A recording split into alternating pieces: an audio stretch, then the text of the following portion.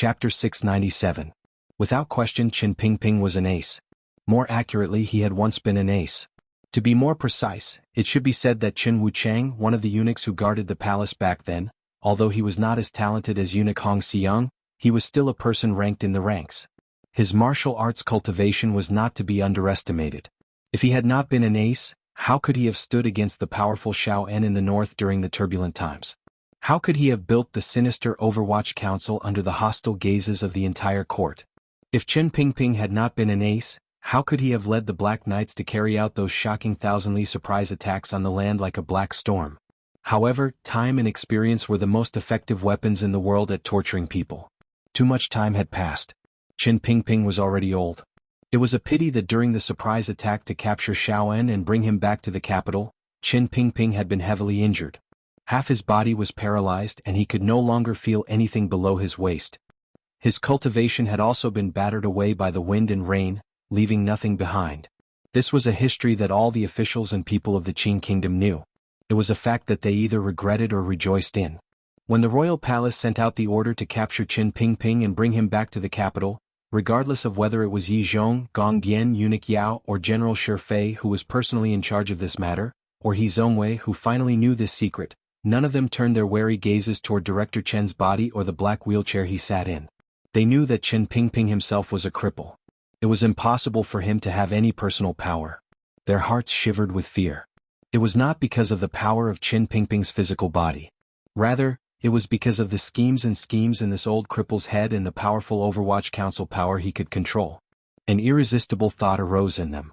Qin Pingping had returned to the capital alone. The Overwatch Council was under close surveillance and the powerful cooperation of a certain important figure within. These important officials by the emperor's side all let out a breath at the same time. As long as Qin Pingping could not use the dark power his withered finger pulled, then the royal palace was safe.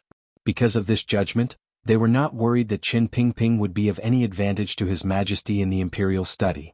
Even if Qin Pingping was still that powerful warrior on the black warhorse, he would not have any power to fight back in front of His Majesty, the #1 expert in the world. As for the black wheelchair, the old dean had been sitting in this wheelchair for many years. Everyone was used to the wheelchair's existence. They even saw the wheelchair as a part of Qin Pingping. The power of habit is very strong, so strong that people can completely ignore it. Therefore, when Qin Pingping entered the royal study in a black wheelchair, no one, including Eunuch Yao, felt any sense of vigilance. These important figures had made a big mistake. Similarly, the emperor had made a mistake the moment his state of mind recovered its indifference and calmness after the long conversation under the dark autumn rain in the morning. When the pale-faced Qin Pingping looked at the snow-white wall of the royal study behind him and quietly called out the woman's name, his state of mind relaxed slightly. Following Qin Pingping's gaze, he looked back and ignored the movement of Qin Pingping's arms on the black armrests of his wheelchair. When everyone was young, perhaps they had played this kind of childish and cute little game. A little friend pretended to see a stern elder or a powerful teacher walking behind him and exclaimed. He was shocked and turned his head to look, only to find that he had been punched. Then the two of them laughed and scolded each other as they chased each other in the yard. Such childish methods were used on the Qing Emperor, the most powerful person in the world. It had to be said that Qin Pingping's thoughts were strange, ingenious, and very effective. Perhaps it was because the emperor's state of mind had been shaken in this instant. Or perhaps it was because the emperor had sunk into a state of absolute confidence after Ku He and Sigu Jian had died and Yi Luyun had gone out to sea. He did not care about anything. Because he did not care, he turned his head. In the present world, there should not be anyone who could harm this powerful emperor. Even if Fan Xian, Haitang, 13th Wang, Yun Jilan, Lang Tiao, and the Shadow, these 6 upper 9th level aces appeared at the same time in the royal study and delivered a fatal blow to the emperor probably would not be moved in the slightest. When he turned his head back, all he saw was a patch of white and empty air. His pupils constricted slightly. When he turned his head back to look at Qin Pingping in the wheelchair, he saw Qin Pingping's hands that had been on the armrests of the wheelchair the entire time. He gripped the inside of the armrests tightly as his forearm abruptly pulled back. With a crisp click, the 2 sleek and black armrests of the wheelchair suddenly spread to the sides and made a beautiful series of metal springs. Following 2 loud sounds that rang out at almost the same time, 2 powerful currents of air suddenly shot out from the 2 holes that had suddenly appeared at the front of the armrests. Bang! Crisp and efficient, without the slightest hesitation. Cold and callous, Qin Pingping gripped the armrest of the wheelchair, the two armrests he had touched for countless years, and pulled the trigger. Countless metal shavings and steel balls, supported by the powerful spray of gunpowder, crashed toward the Qing Emperor's body with incomparable power. The black wheelchair emitted two dazzling, soul-stealing sparks. There was no one in this world who could harm the Emperor, but that did not mean there was nothing that could harm him. At least, the Emperor and Qin Pingping both knew that the mysterious black chest could certainly pose a threat to the Emperor. Now, the wheelchair Qin Pingping had sat in for decades seemed to have a similar effect. This black wheelchair was a wheelchair the Palace Treasury and Third Bureau of the Overwatch Council had meticulously built decades ago. The pair of firearms that contained the fury of countless years were personally made for Qin Pingping by the woman who had died a long time ago. At that time, Qin Pingping had been crippled. She had been worried about his safety, so she had mobilized all of her abilities and secretly arranged such a life-saving treasure for him. During these years, the black wheelchair seat rims and backrest had been changed countless times, but the armrest had never been changed. Many people knew that Qin Pingping had a habitual action. He liked to gently stroke the pair of smooth armrests. People close to him like Fan Xian knew that whenever he was alone and quiet, the director liked to use his knuckles to gently tap the armrests. Each time the armrests would make a buzzing sound like hollow bamboo.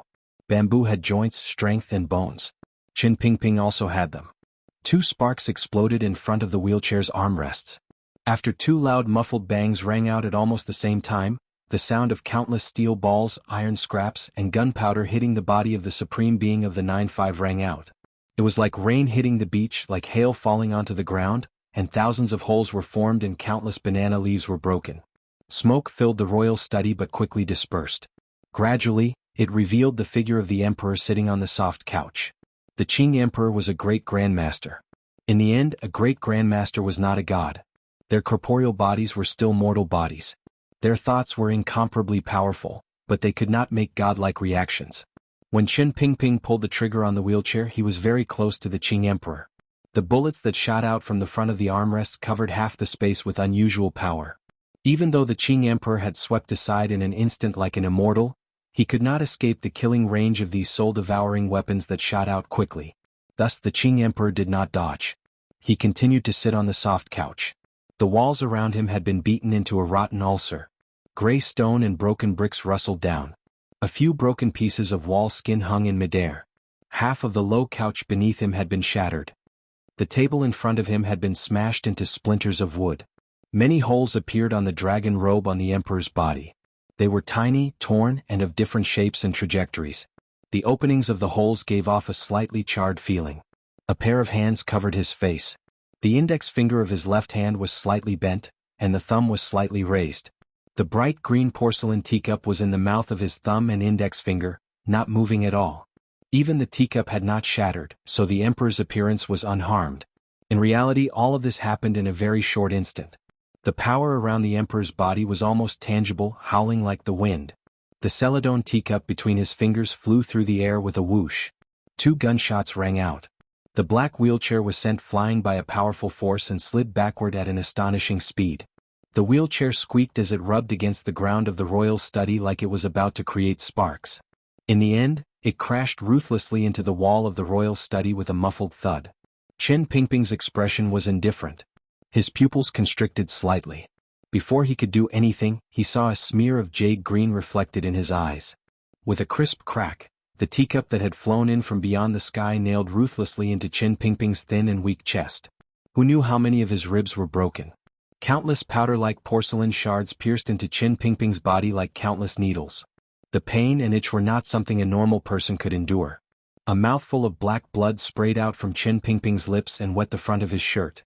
Immediately after, an invisible and boundless true energy surged out from the air, instantly controlling the remaining 3 meridians and 6 meridians in his body, controlling the movement of every muscle in his body, causing him to be unable to speak, unable to move, and unable to understand his own life. What was even more terrifying was that the royal Wei genuine qi actually penetrated through the air and clothes, quickly seeping into his body, following his meridians to travel in all directions, and in the blink of an eye, it slowly forced out the poison that the old dean had already consumed.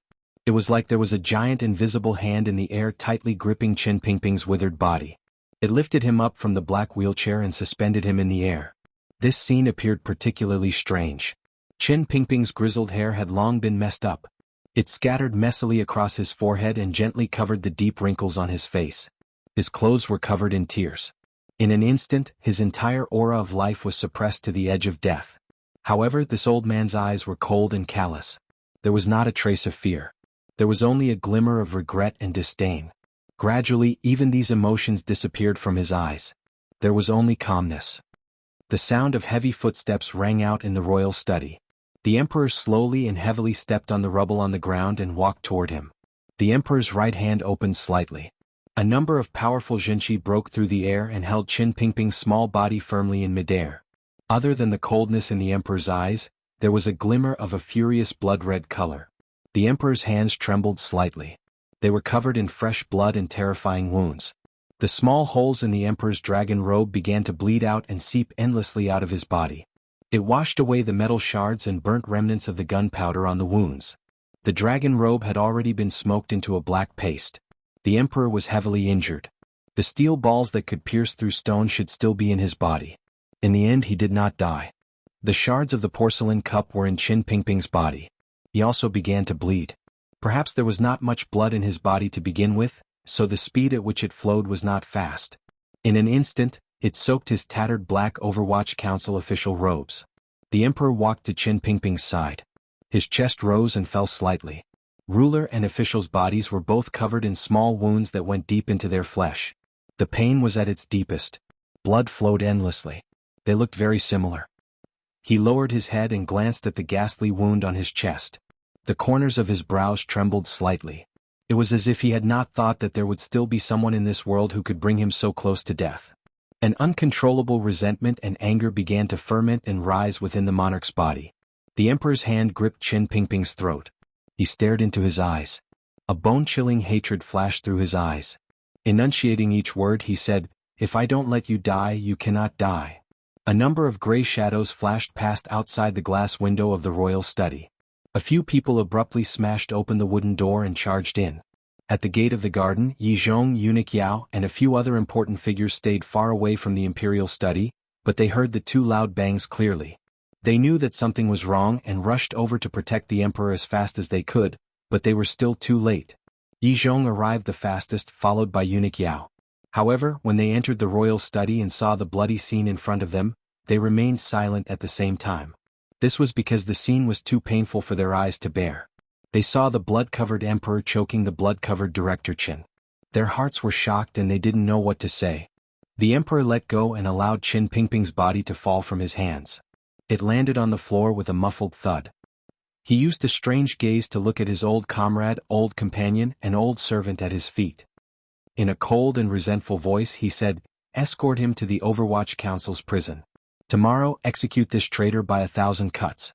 If this old dog dies before 36,000 cuts, you and the useless Imperial Academy of Medicine will accompany him in death." Yi Zhong and Eunuch Yao felt as if they had fallen into an icehouse. He Zhongwei, who had just run out of the royal study with a face full of panic, heard these words and trembled in fear. It was not only because of the shocking scene in front of him, Qin Pingping's crime, or the emperor's bone-chilling and bone-deep angry edict. In the 30 years of the court, there had never been a high-ranking official who had been executed by 1,000 cuts. This was the most humiliating and cruel way to die. Furthermore, this edict was directed at Qin Pingping. The three of them did not dare to say anything. They only immediately knelt down at the emperor's feet and did not dare to remonstrate. The emperor glanced one last time at Qin Pingping, who was looking at him with a mocking gaze. He suddenly felt a burning pain in his chest. "How many years has it been since I've been injured?" the emperor thought to himself. Then his body swayed. "The emperor has been assassinated. Summon the imperial doctors." Grand Scholar He's panicked and anxious voice rang out in the royal study. Yi Chong was currently supporting the emperor's slumping body in fear. He subconsciously tilted his head slightly and glanced at the vicious Grand Scholar from the corner of his eye. The royal palace was in a state of panic. The imperial doctors filed in and out of the palace. Occasionally, pale-faced palace maids and eunuchs carried golden basins in and out. The water in the basins had already been dyed red with blood. Eunuch Yao was attending to the injured emperor inside the hall. Gong Dian led the imperial army and internal court aces to surround the entire royal palace. Yi Zhong, after sending out a few orders to the Bureau of Military Affairs, stood guard outside the hall. The head doctor of the Imperial Academy of Medicine walked out of the hall, sweating profusely. Yi Zhong looked at him coldly and asked, "How is the emperor?" The doctor of the Imperial Academy of Medicine saw him and replied in a trembling voice, "Teacher Yi, although the emperor is injured, his pulse is strong. He should be fine, but..." Yi Zhong furrowed his brows and shouted in a stern voice, "But what?" "But, the metal shards stuck in the emperor's skin and flesh have been removed, but looking at the wounds on the emperor's body, there should still be sharp objects left in the emperor's body and injured his internal organs. If these sharp objects are not taken out, I'm afraid." "Afraid of what? Will the emperor be in danger?" "The emperor's good fortune fills the heavens.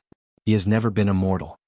The doctor of the Imperial Academy of Medicine spoke in a trembling voice.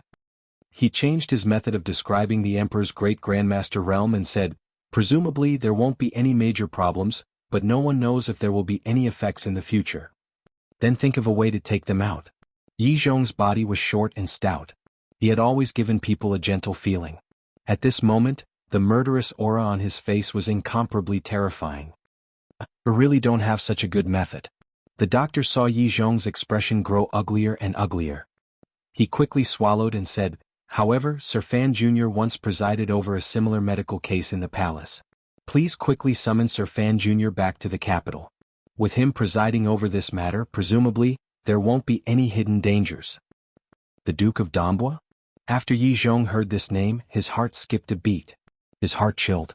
From morning until now, inside and outside Jingdo, in the royal study in the royal palace, too many things had happened. He had not completely digested it all. Only now, hearing Fan Xian's name, did he think of the great impact Qin Pingping's attempt to assassinate the emperor could have on the Qin kingdom. Yi Zhong's lips were a bit dry. A moment later he slowly said, "Sir Fan Jr. won't be back for a while. Is there any other way?" "The young lady of the Fan family is currently practicing medicine in the Dambois medical shop. Her teacher is Qin Shan, and Sir Fan Jr. has personally..." A cold light flashed through Yi Zhong's eyes. He straightforwardly said, "Quickly summon her into the palace." After the doctor led the guards away, Yi Zhong suddenly felt that his back was covered in cold sweat. A large patch had become damp. Only now did he have time to analyze the situation at hand. The doctor had mentioned Fan Xian's name. He couldn't help but think that, not long after, this young powerful official would use the credit of swallowing Dongyi to return to the capital. At that time, if Fan Xian discovered that Qin Pingping had already been executed by the emperor, what kind of reaction would he make? Yi Zhong felt a chill envelop his body. The emperor was heavily injured, and Director Chen's life was hanging by a thread. Another group of imperial doctors were treating him. He would then be sent to the Overwatch Council's prison overnight. He knew why the emperor had ordered Qin Pingping to be sent to the Overwatch Council in the end. The mind of an emperor still did not forget to display its coldness at such a time. Presently, all of Jingdo's defenses were in Yi Zhong's hands. He had no intention of rebelling against the emperor's edict. However, he felt a weight that was difficult to bear. If the Overwatch Council truly rebelled, what should he do? Fortunately, the emperor was only injured and not truly unconscious. There was no need to worry about what had happened between the emperor and Director Chen. In the royal study, everyone had seen Director Chen assassinate the emperor. No one could and no one dared to intercede on his behalf. Assassinating His Majesty was a crime punishable by death by 1,000 cuts. A chill rose in Yi Zhong's heart. He understood the relationship and friendship the emperor and Qin Pingping once had. The emperor was probably angry and disappointed to give Director Chen such a wretched end. Ever since the founding of the Qin kingdom, the imperial power had been as difficult to shake as it had been in the thousands of years of history on this land. The successive emperors of the Qin kingdom had always maintained a warm attitude toward their officials. Particularly during these decades, the Qin laws had been revised a few times and had abolished countless cruel punishments. Even for those who rebelled, it was often beheading and exterminating their families. The emperor had always been gentle towards scholars and officials in court. Even during the Jingdo rebellion 3 years ago, he had only executed the commander of the 13 city gate guards, Zhang Diqing. Compared to Director Chen of the Overwatch Council, what was Zhang Diqing? Yi Zhong slowly closed his eyes and couldn't help but think of the word scholar he had cried out in a shrill voice when the emperor had fallen into his arms earlier. Involuntarily, a chill flashed across the corners of his lips. The news of Qin Pingping assassinating the emperor immediately spread through the entire royal palace through He Zongwei's cry and startled everyone in the palace. Then it became news that everyone in Jingdo knew. The emperor might have thought about the stability of the Qing court, the attitude of Fan Xian and all of the Overwatch Council officials, or perhaps, all of the contributions Director Qin had made to the Qing kingdom these years. No, Yi Zhong understood the emperor's personality. Even if he wanted to bestow Director Qin a glorious death, it would not be because of the friendship between the emperor and this old director. After the strange sound of the weapon in the royal study, the emperor only felt anger and hatred toward Qin Pingping. There was nothing else. The only thing that could make the emperor retract the death by 1,000 cuts was for the future of the Qing kingdom, for the moods of Fan Xian, the great prince who was currently stationed in Dongyi, and for the sake of the kingdom. There were many ways to die. Comparing the incomparably humiliating and cruel death by 1,000 cuts to a piece of white silk and a cup of poisoned wine, the former would certainly make the Overwatch Council, Fan Xian, and the great prince feel more resentment.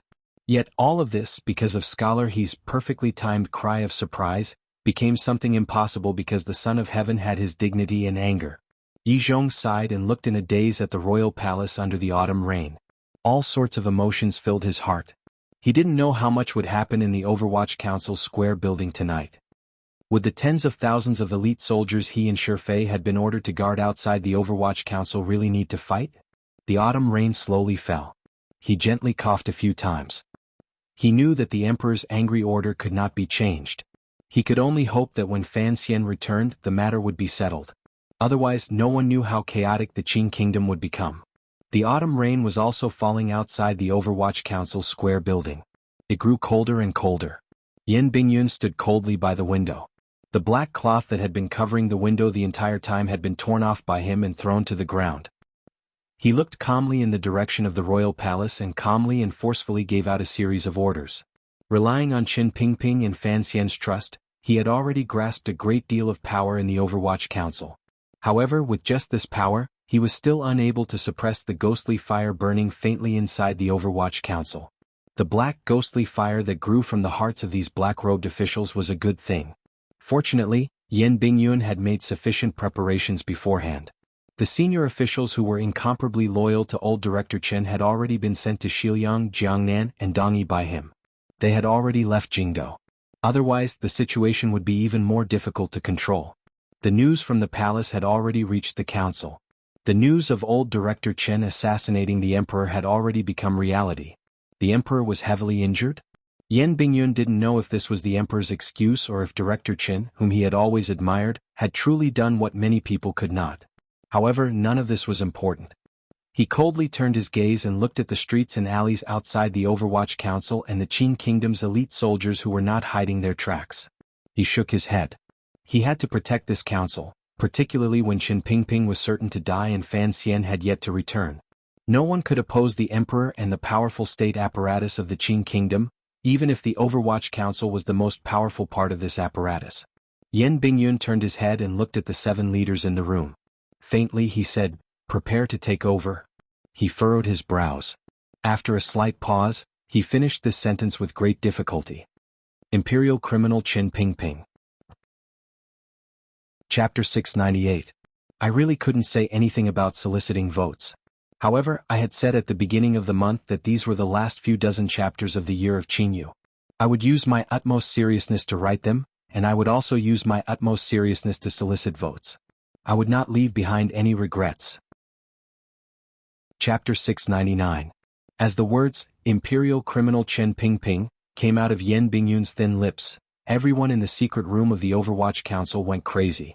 Their faces remained calm, but a glimmer of ruthlessness flashed through their eyes. They stared viciously at Yan Bingyun's face as if they wanted to use their gazes to tear Yan Bingyun into pieces. Of the 8 bureaus of the Overwatch Council, other than the head of the 6th Bureau who was temporarily in charge and Jinggu of the 5th Bureau, who was slowly moving toward the east of the Qin Kingdom, all of the high-ranking officials were gathered there. They were the true power figures of the Overwatch Council. The head of the 1st Bureau was Mu Tai, the head of the 2nd Bureau was that old man, the head of the 3rd Bureau was Fan Xian's senior disciple, and the heads of the 7th and 8th Bureaus were all members of the Qinian unit. Including Yan Bingyun, who was also the head of the 4th Bureau, everyone in the secret room was actually Fan Xian's direct line of descent. Fan Xian's direct subordinates were also Qin Pingping's direct subordinates. Although they did not have much interaction with Director Qin, just like every official and secret agent in the Overwatch Council, the old director was their ancestor. In their hearts, he held an incomparably lofty position. Other than Yan Bingyun, the other 6 people all abruptly stood up and stared at Yan Bingyun's face. The head of the first bureau, Mu Tai's iron-like face was incomparably angry. In a raspy voice he roared, "Sir Yin, what do you want to do?" Yan Bingyun returned the gaze of these 6 people without shrinking back. Ever since they had returned from fighting in northern Qi, Chen Pingping and Fan Xian had been too lazy to deal with the complicated council affairs. In reality, during these years, all the matters of the Overwatch Council, big or small, had been handled by this icy young master. He was the young master of Yen Ruohai's manor. He was very experienced in the council. Back then, when he was only a youth, he had been sent to the unusually dangerous northern Qi to carry out spy operations. Afterward, he had been sold out by the eldest princess. No one knew what kind of cruel torture he had endured, so his reputation in the council was very high. Particularly after Fan Xian gradually took over the power of the Overwatch Council, as Fan Xian's partner and closest subordinate, regardless of whether it was dealing with the Ming family matter in Jiangnan, the battle with the eldest princess, the royal palace, or the rebellion in Jingdo, he had demonstrated a valiant ability to organize, analyze intelligence and make decisions. With seniority, experience, effort, sacrifice and background, Sir Yen Jr. successfully obtained a position in the Overwatch Council below 2 people and above tens of thousands.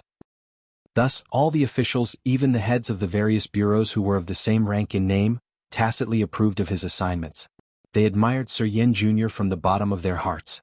The corners of Yan Bingyun's eyes twitched slightly. Looking at the 6 people in front of him, he did not back down at all. Word by word he said, "Qin Pingping attempted to assassinate the emperor. Tomorrow he will be executed by 1,000 cuts. I will accept this criminal. Do you want a rebel?" News of the assassination attempt on the emperor had long spread from the palace. The high-ranking officials of the Overwatch Council had gotten hold of this information at the first moment.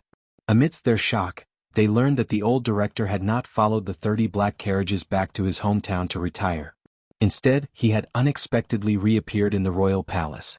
Furthermore, he had attempted to assassinate the emperor?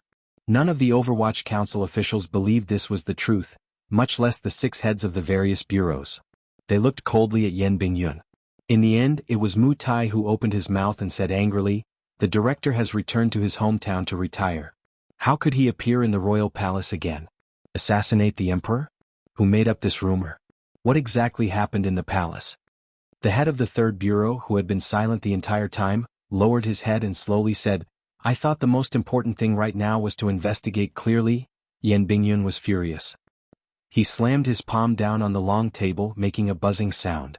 In a stern voice he said, "The emperor personally issued an edict. Commander Yi, Eunuch Yao, Scholar He and everyone saw it with their own eyes. Investigate? Investigate what?" The most experienced and highest-ranking head of the 2nd Bureau suddenly lowered his eyelids and said in a deep and raspy voice, "So what if we saw it with our own eyes? I think the emperor just wants to take action against our stupid council." This old man raised his face coldly and said, "If you want to pin a crime on someone, you can always find a pretext. If the emperor wants to kill someone, what reason can't he find? However, this matter involves the old director. Other than the crime of plotting to assassinate the emperor, what other crime can be used against him?" It was completely silent in the secret room. The glass window, which was originally covered by a black cloth, was particularly transparent. Everyone felt a glimmer of unfamiliarity. Outside, the sun was gradually sinking in the west. It shone its light onto the red palace walls of the royal palace and into the secret room of the Overwatch Council, enveloping the entire room in a blood-red light. The head of the 2nd Bureau narrowed his eyes and looked at Yan Bingyun. Slowly he said, "Sir Yen, the final appointment of the commissioner has not been made. You have no right to order us to do anything. You have even less right to pull down this black cloth." The silence in the secret room made one's heart beat faster. All of the high-ranking officials of the Overwatch Council looked at Yan Bingyun, wanting to see how he was going to deal with this shocking matter. Mu Tai and the others listened to the words of this senior from the 2nd Bureau. The confusion in their eyes gradually grew. Their gazes as they looked at Yan Bingyun began to grow cold. "All of the intelligence reports in the council have to go through me. A few days ago, the Jingdo garrison mysteriously disappeared, the Imperial Army and palace defenses suddenly tightened, and the Bureau of Military Affairs secretly moved troops. I have sent all of this information to your desk." The head of the 2nd Bureau looked at Yan Bingyun coldly and said, "Looking at it now, this is the emperor's way of dealing with the old director, But you, why don't you have any reaction at all? Yan Bingyun's earlier anger disappeared in the blink of an eye. His face was cold and a chill emanated from all over his body. It was as if his entire person was a block of ice. During this half-month you moved most of the people in my bureau to Shiliang and Dongyi. Most of them are probably still on their way. The head of the second bureau looked at him coldly and said, "Presently, the strength of the council is not even a third of what it was in the past. What exactly do you want to do? Did you know about today's events long ago, so you were making preparations for the palace ahead of time? Most of the swordsmen and assassins of the 6th Bureau have also been moved out of Jingdo a few days ago." The temporary head of the 6th Bureau looked coldly at Yan Bingyun. He was the most powerful assassin in the Overwatch Council after the Shadow. His gaze was like a sword nailing Yan Bingyun. It was as if he wanted to nail this piece of ice into the twilight and allow him to gradually melt. "You must give us an explanation." The 3 most powerful bureaus in the Overwatch Council were the 4th, 6th, and 6th bureaus. The Black Knights of the 5th Bureau could never stay near Jingdo. Furthermore, a portion of the Black Knights had left with the black carriages. A portion was near Yanjing to receive Fan Xian's return. The 4th Bureau was under Yan Bingyun's control. Furthermore, they were scattered among various provinces and foreign countries. It was impossible for them to gather in Jingdo. When Yan Bingyun ordered the 6th Bureau's swordsmen and assassins to be moved, the Overwatch Council's most powerful martial force had been weakened to its limit. Mu Tai's heart trembled. He managed the 1st Bureau in Jingdo, so the Overwatch Council's orders and movements did not affect him. It was not until now that he realized Yan Bingyun had already secretly moved so much of the council's strength. Thinking of the shocking change in the royal palace and old Director Qin, his heart chilled. "I am an official of the Qin Kingdom, an official of the Emperor, and an official of the Overwatch Council." Yan Bingyun's preparations from a few days ago had been directly exposed by these officials, but there was not a trace of guilt on his face. He looked coldly at the people standing on both sides of the long table and said each word clearly, "Don't forget the first words you learned when you first entered the council. Everything is for the Qin Kingdom." Yan Bingyun waved his hand coldly. "Loyalty to the Emperor is the only thing we need to consider. Your words earlier were already somewhat treasonous. I don't want to hear them a second time." Earlier, the high-ranking officials of the Overwatch Council had displayed their resentment toward the royal palace very well. If people outside the council knew of this, it would be no different from the crime of deceiving the ruler. Yan Bingyun slowly walked to the window and narrowed his eyes as he looked at the blood-red dusk reflected in from outside. His cold voice seeped out from between his teeth. "Chen Pingping assassinated the emperor and is a clear act of rebellion. If you insist on acting your own way and collude with this traitor to do something, don't blame me for being merciless." The secret room once again fell silent. The temporary head of the 6th Bureau slowly gripped the handle of the metal drill at his waist. He looked coldly at Yan Bingyun by the window and said, "Although you transferred away most of the people under me, I think that if the 6th Bureau wanted to kill you, it would not be a difficult matter. So what if you kill me?" Yan Bingyun's tone carried cold disdain. "You want to rebel? Where can your family and the families of the swordsmen under your command escape to? There are 10,000 soldiers outside. Even if you save the old director, can you kill your way out?" The dusk fell on Yan Bingyun's frosty face and presented a complicated color. He slowly turned his head and looked at the head of the 6th Bureau. Coldly he said, "The Emperor's edict arrived this morning. I have the director's order in my hand. From now on I am the 3rd Commissioner of the Overwatch Council. You must abide by my orders. Otherwise you will be dealt with according to council regulations." "Sir Yan, I don't know what you are thinking in your heart." Mu Tai, who had appeared somewhat dull and muddle-headed these past few years, suddenly opened his mouth and sincerely said, "Yes, with just those swordsmen and assassins, the most they can do is save the old director in the council. They cannot send the old director out of Jingdo." "But..." Mu Tai's eyes lit up. They were particularly bright on his dark face. "My 1st Bureau is still here. If the 8 bureaus work together, no matter who they want to save in the capital, it's not impossible. The 1st Bureau has people hidden in each of the important yamens. The 4th Bureau must also have backup.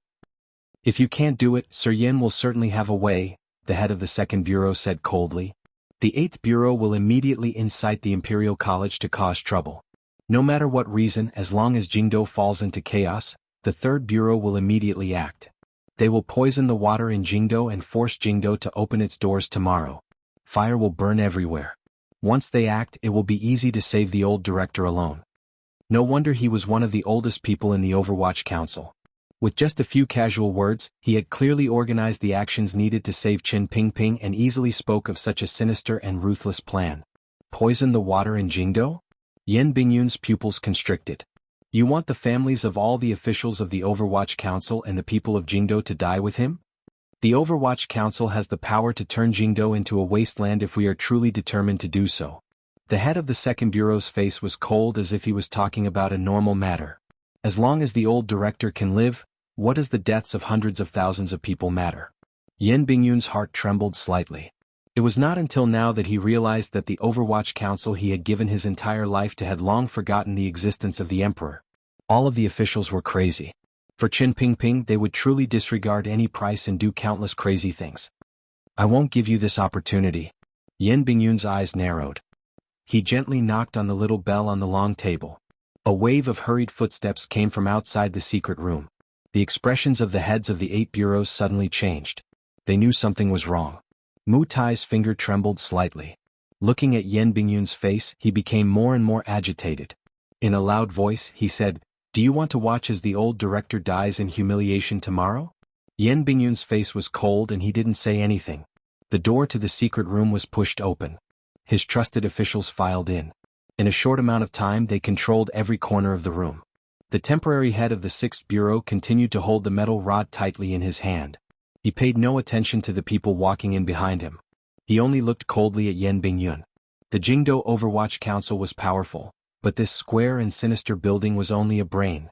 Their true power was hidden in each of the different yamens and dark places. The heads in this secret room were like the brains of the Overwatch Council. As long as this brain was destroyed, the Overwatch Council officials would be like a group of dragons without a head. No matter how angry they were because of the Qin Pingping matter, it would be difficult for them to coalesce into a powerful force. It was clear that Yan Bingyun had prepared for this change for a long time. After the situation in the secret room was initially controlled, the Qing elite troops that had been guarding the outside split off a column of 1,000 people and moved closer to the Overwatch Council. A series of concentrated footsteps and the metallic clang of light armor rang out around the square and sinister building. It made one feel oppressed and moved. A few faint shouts came from the great hall of the Overwatch Council downstairs. Then it seemed that someone was reading an edict. No one in the secret room paid attention to these sounds. The 6 heads only stared angrily and hatefully at Yan Bingyun's face. Yan Bingyun looked at Mu Tai, who had a face full of disbelief, and calmly said, "In Jingdo, the 1st Bureau has the most people in control, so I cannot let you out. You can be wronged in prison for a while." Mu Tai's eyes seemed to be spitting fire. He and Yan Bingyun were both Fan Xian's trusted aides. The two of them had a good relationship. Based on his usual understanding, he could not believe that Yan Bingyun would choose to viciously stab Director Qin in the back for the sake of glory and wealth. The head of the 2nd Bureau closed his eyes and listened carefully to the sounds around him. His brain spun quickly as he analyzed the difference in strength between the two sides. After a long time, he opened his eyes and sighed sorrowfully. He knew that with the help of the court's powerful military power, Yan Bingyun had successfully separated the Overwatch Council's head from its limbs. More accurately, as long as Yan Bingyun controlled this square and sinister building, the Overwatch Council would become half useless. "Don't attack." He gently patted the shoulder of the temporary head of the 6th Bureau and had him loosen his grip on the metal rod. The head of the 2nd Bureau had the highest seniority in this secret room. The head of the 6th Bureau had a ruthless expression, but he knew that the situation was set. He couldn't help but raise his head to the sky with a muffled grunt and loosen his hand. The head of the 2nd Bureau looked coldly at Yan Bingyun and said, "We are probably all going to die." Yan Bingyun lowered his eyelids slightly and slowly said, "You don't know that Qin Pingping tried to assassinate the emperor. As long as you don't make any mistakes, I will protect your lives." The head of the 2nd Bureau sighed and touched his already white hair. Thinking of something, he smiled self-mockingly and suddenly said, "I wonder what Brother Ruahai will think after he learns of today's events? However, Sir Yin, I urge you to kill all of us old men. Otherwise, if we live another day, you won't be able to sleep peacefully." This was not a threat. It was a sincere and naked declaration. The details of what happened in the Overwatch Council would one day be leaked.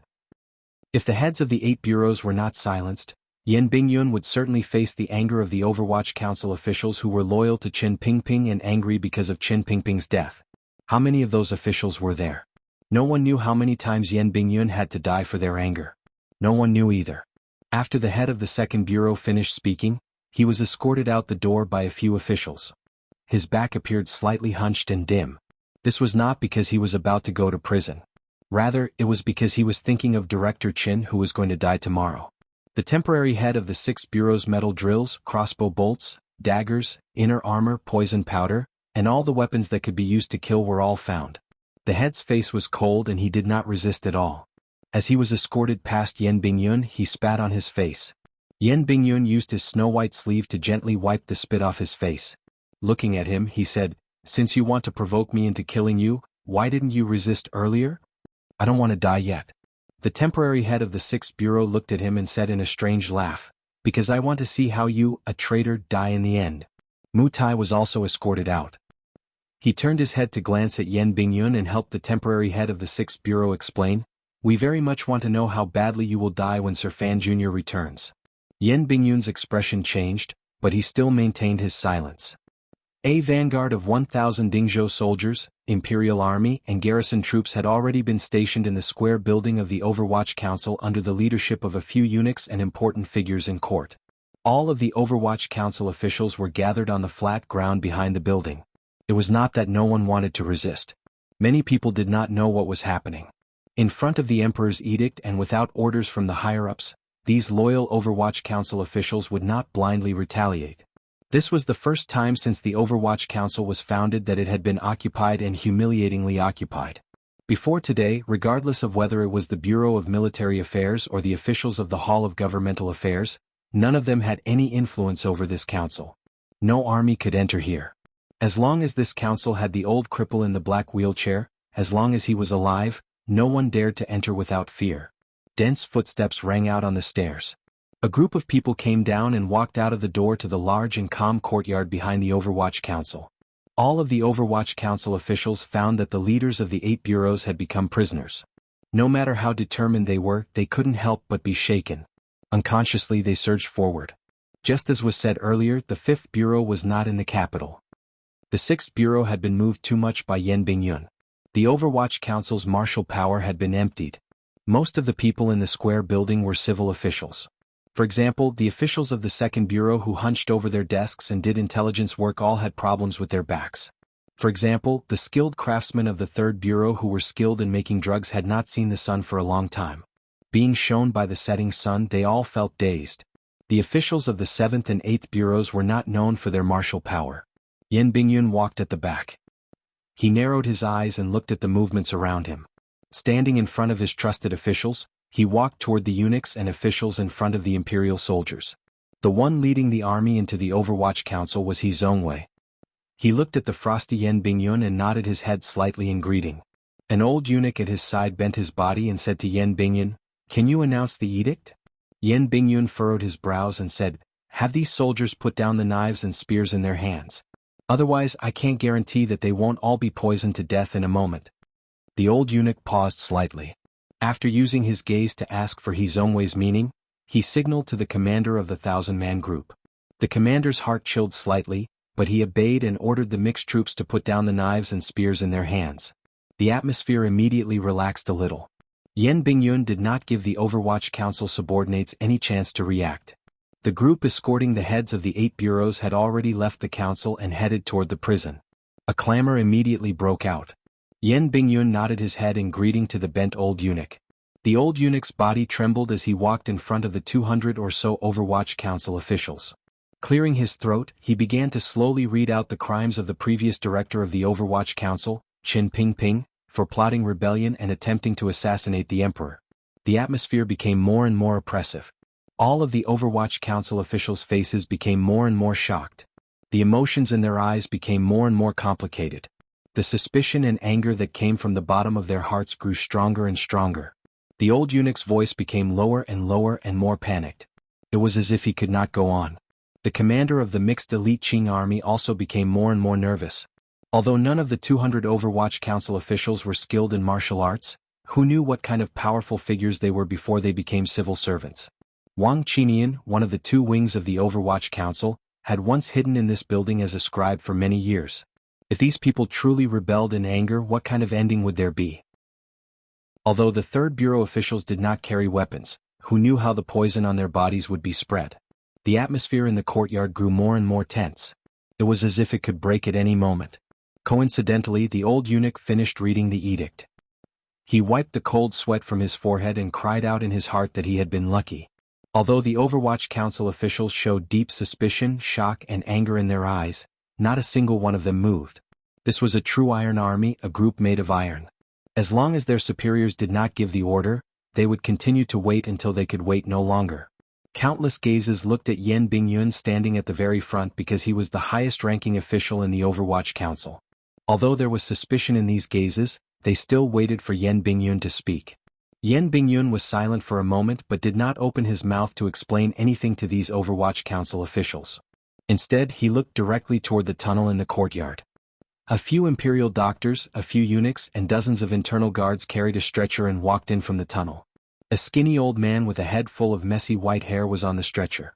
The blood on his body had already stopped. However, he seemed to still be unconscious. The ancestor of the Overwatch Council, the emperor of this patch of darkness, Qin Pingping, once again returned to the Overwatch Council he had single-handedly created. He returned to his favorite courtyard. However, none of this was accompanied by the familiar creaking of the wheelchair. He just lay alone on the stretcher.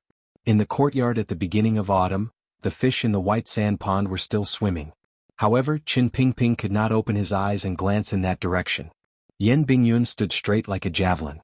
Looking at the approaching stretcher, the hands behind his back trembled slightly. They immediately returned to normal. He knew this was a crucial moment. He knew why the Emperor had sent Qin Pingping back to the Overwatch Council to be locked up. It was because he wanted to use the old director who was about to die, to be executed by 1,000 cuts, to stimulate the hearts of everyone in the Overwatch Council. The Emperor had to know whether this Overwatch Council was Qin Pingping's or his own. Once he confirmed that the council was no longer his, the cold, emotionless, and powerful Emperor would presumably not mind using countless soldiers to charge into this dark courtyard and the countless branches under heaven to thoroughly clean it and not leave any traces in the world. He coldly watched the reactions of all of the Overwatch Council officials in the courtyard. He watched the incomparably powerful and deeply rooted imperial power collide with Qin Pingping's lofty prestige in the Overwatch Council. The stretcher slowly moved. Under the rescue efforts of the imperial doctors, Qin Pingping, who had lost too much blood, managed to survive. The Emperor did not allow him to die so easily and happily, so he could not die. Following the movement of the stretcher, the gazes of the Overwatch Council officials in the courtyard also moved. Their gazes were complicated, sorrowful, excited, hopeless, and angry. On the stretcher was the old man they all loved and respected. However, he could only lie dimly on the stretcher and prepare to welcome his wretched end the next day. Finally, someone could not resist crying out wretchedly and kneeled on the ground facing the stretcher. "Director! Old Director!" All of the Overwatch Council officials knelt down. Although the edict had clearly stated that Director Qin was a heinous criminal who had tried to assassinate the Emperor, they still could not resist kneeling down. Finally, someone could not resist. With a sharp cry, a few figures flew out from the crowd of Overwatch Council officials and headed straight for the stretcher. A few streaks of cold light sliced through the air. A few muffled thuds rang out. The air seemed to twist because of the vibrations. The autumn wind picked up and whistled through the air. When the dust settled, 4 Overwatch Council officials had been struck to the ground. The military aces who had attacked at the same time, as well as the internal court aces around Qin Pingping, all returned with their hands tied. Yan Bingyun watched this scene coldly. The corners of his eyes twitched slightly. He said, "Take them away. If there are any more rebellious actions, they will be dealt with according to the council's rules." Countless venomous and angry gazes turned toward Yan Bingyun at the same time. If looks could kill, Yan Bingyun's body would already be riddled with holes. However, his face was only slightly pale, and the lines on his sleeves did not move at all.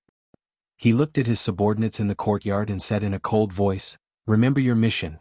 Do you, officials of the Qin Kingdom, want to rebel?" At this moment, He Zongwei, who was standing beside him, suddenly said softly, "It's best to kill him on the spot to shock people. Since when is it your turn to talk when I do things?" Yan Bingyun threw out a sentence coldly. His words could make He Zongwei silent, but they could not make the officials of the Overwatch Council silent.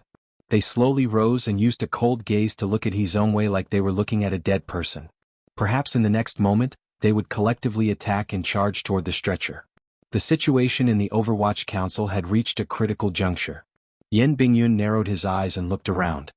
He knew that he alone could not suppress these officials' love and respect for Qin Pingping. An old and wizened finger suddenly stretched out. Everyone fell silent. The gazes of all of the Overwatch Council officials turned toward the old finger, the finger that stretched out beside the stretcher. The finger changed slightly and made a gesture that all of the Overwatch Council officials remembered by heart. Ho! An official of the Second Bureau suddenly felt great sorrow in his heart. His eyes grew wet as he gave a loud roar of grief and anger. He then knelt down heavily on his knees. Ho! Oh! The old finger seemed to have some kind of magic. It only stretched out gently and shook. Immediately after, countless cries of Ho rang out in the courtyard. Ho was silence. Ho was waiting. Ho was enduring silently. Ho was having no choice but to give up. Ho was staying where he was. All of the Overwatch Council officials stayed where they were. After the word Ho left their mouths, 2 lines of tears flowed down. Their knees were not heavy, but they were as heavy as mountains. They fell to the ground and watched as the stretcher slowly moved in front of the heavy person. All of the internal court aces, eunuchs, and military elites watched this scene with moved expressions. Zhongwei's face became deathly pale. Yan Bingyun's body swayed slightly. The dark fire of the Overwatch Council officials that could not be suppressed no matter what method they used was temporarily extinguished without any objection by the old finger. What kind of prestige? No, what kind of faith was this? Yan Bingyun's face was like ice.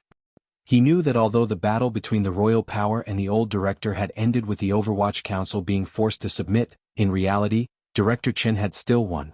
The stretcher slowly moved in front of everyone and headed in the direction of the Overwatch Council's prison. Zhongwei looked at this scene with a deathly pale face. Suddenly he saw the 4 captured Overwatch Council officials. He didn't know if he was trying to relax his state of mind or convince himself that the Overwatch Council was not that scary, but he unconsciously said in a quiet voice, "The Overwatch Council is indeed ordered as one. However, these people's strength is weaker than I imagined." Yan Bingyun turned to look at him coldly. After a slight pause, he said, "If it wasn't for the fact that I was shameless to this extent, if it wasn't for the fact that the old headmaster could still move a finger, I really can't imagine if the 2 of us would be able to leave this courtyard alive today." After saying this, he paid no more attention to Zhongwei, who had his head lowered in thought. Following the stretcher and the guard sent by the palace, he walked desolately toward the Overwatch Council's prison. Chapter 700. While betrayal, submission, and the verge of collapse played out in the Overwatch Council, the entire Jingdo was enveloped in a strange and oppressive atmosphere. It was impossible for the little court conference to be held again. Although the various ministries and yamens carried out their routine work, the shocking news coming out of the royal palace had long made the Qing officials tremble in their bodies and minds. No one had any thoughts on state affairs and no one dared to whisper in the yamens. Occasionally, there would be officials who were on good personal terms who would meet in a secluded place and pass on the news they knew. The emperor had been assassinated. The heinous and unforgivable traitor was Director Chen. This news made everyone feel shocked and incredulous. However, the truth was right in front of their eyes. Other than feeling it absurd and shocked, these civil officials all turned their gazes toward the Overwatch Council. A faint worry rose in their hearts. They didn't know if the court would be able to control the council under these circumstances. Fortunately, news that calmed people's hearts came endlessly. At least for now, these officials didn't seem to have to worry too much. After the major incident broke out in the morning, the various ministers, dukes, and elders of the Hall of Governmental Affairs immediately rushed to the royal palace. After another few hours, these officials retreated from the royal palace and began to deal with state affairs anew, leaving only Hu the scholar to stand guard in the royal palace. The most important matter in the Qing court was the trial of Qin Pingping's rebellion. All the ministries and yamens were mobilized. This was the first time the civil official system had independently investigated such an important case outside of the Overwatch Council's eyes. No one knew how the various ministries and yamens felt. Other than sorrow and shock, did they feel much more relaxed? However, the emperor's edict was clear, urgent, and cold. The so-called trial was nothing more than a formality. In less than 4 hours, the various ministries and yamens of the Qing court, led by the Supreme Court, had drafted up reports on Qin Pingping's numerous major crimes and sent them to the royal palace. However, these reports were immediately rejected. It was clear that the emperor, who was still in a rage and had yet to recover, was not satisfied with the charges these civil officials had drafted. The emperor would not let Qin Pingping die easily and freely. Since Qin Pingping thought he was standing on a glorious and righteous stand to interrogate and seek revenge, then the emperor wanted Qin Pingping to lose all of his reputation and die with endless humiliation and accusations. It was not difficult to fabricate a crime, but to pin it on Qin Pingping made these court officials fall into a state of panic. However, His Majesty strictly ordered this, so no one dared to have any objections. They could only tremble and put all kinds of crimes of treacherous officials that had appeared in the history books on Qin Pingping. When the 13 crimes were finally sorted out, Qin Pingping finally became the most heinous and unforgivable traitor in history. A voice of approval finally came from the imperial palace. It was clear that Qin Pingping could no longer escape the crime of death by 1,000 cuts. Everything happened very quickly. Other than shock, all of the court officials couldn't help but have some suspicions. If it was truly a case of treason, once it was investigated according to usual practice, it would probably take a few years. If Director Chen was the main culprit, he would not be executed so easily. Furthermore, the officials involved in this case of treason probably numbered in the thousands. However, the injured emperor only seemed to be throwing his anger onto Qin Pingping alone and did not want this matter to be dragged into too much. Finally, there were officials who guessed the emperor's thoughts and couldn't help but feel a chill. The emperor hated Qin Pingping to the extreme, so he had to execute Qin Pingping openly in front of millions of people. The reason the emperor forced the entire court to speed up the process of this matter was because Qin Pingping not only ordered Qin Pingping but also represented the Overwatch Council. The new director of the Overwatch Council, the powerful Sir Fan Jr., was on his way back to Jingdo from Dongyi. If it was a normal official, the emperor would probably not care at all. He would even coldly and cruelly wait for his return and then have Qin Pingping die in front of him, once again touching his bloody heart. However, Fan Xian was not a normal official. The power in his hands was too great. It was so great that even the emperor had to consider it for the future of the Qin kingdom. Most importantly, he was the emperor's own son. Without killing Qin Pingping, it would be impossible to vent the resentment accumulated in the emperor's heart. However, the emperor had to finish this matter before Fan Xian returned to Jingdo and make these matters an irreversible reality. The entire imperial court was extremely busy because of the shocking assassination case that happened in the imperial study in the early hours of the morning. In the south of Jingdo, the Fan Manor with the stone lions by the door that looked down on the world with cold and disdainful eyes sank into a strange silence. It was just past noon. The news of the emperor's assassination had just gotten out of the royal palace. Qin Pingping had not yet been sent to the Overwatch Council's prison. An edict announcing eunuch, accompanied by internal guards and imperial soldiers, had already entered the Fan Manor through the middle door. There was no incense table or ceremony to receive the edict. The people of the Fan Manor eating lunch in the little flower hall immediately paled when they heard the eunuch's words. As the mistress Lin Wan slowly rose. Staring at the eunuch, she said each word clearly, "Say that again?" The eunuch knew that the emperor was waiting in the palace to be treated. Faced with Princess Chen's cold questioning, he did not get angry. Using an urgent voice, he repeated himself. A glimmer of fear flashed through Lin Wanner's eyes. She unconsciously turned her head to glance at her sister-in-law beside her. Fan Ruoro's face was also slightly pale. Presumably, anyone who heard this news would show the same expression, particularly the women in the Fan Manor. Regardless of whether it was the emperor or Qin Pingping whose life or death was unknown, their connections to the Fan Manor were too deep and tight. They could not be torn apart no matter what. Lin Wanner knew what kind of feelings her husband, Fan Xian, who was not in Jingdo, had for Qin Pingping. However, the emperor was, after all, Fan Xian's father and her uncle. Fan Ruoro put down the bowl and chopsticks in her hands and looked at her sister-in-law. Gently biting her lip, she did not say anything. Her fingers trembled slightly. Lin Wanner's large eyes gradually calmed. She lowered her head slightly and asked, "Is the emperor in danger?" The eunuch did not know the inside story. He could not even enter the palace where the emperor was staying, so he could not say what was going on. They had only come under Commander Ye's orders and listened to the suggestion of the Imperial Academy of Medicine to invite, or escort the young lady of the Fan family into the palace to save the emperor. Hearing Princess Chen's question, he could only shake his head fearfully. Lin Wanner glanced at Fan Ruoro.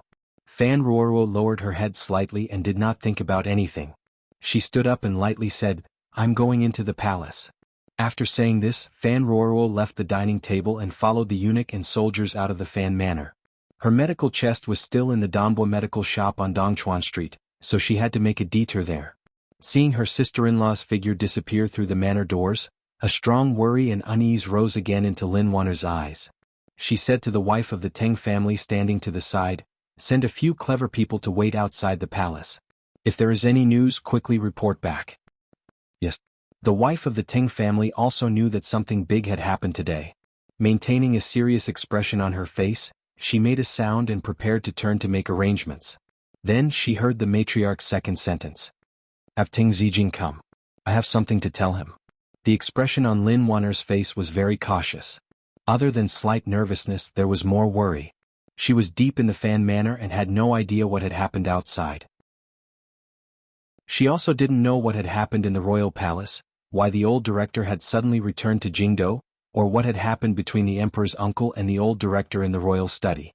From the Jingdo rebellion 3 years ago, she knew that the cold emperor would not give the old director any chance to live. She also knew that if Fan Xian was in Jingdo right now, he would not just watch as this happened.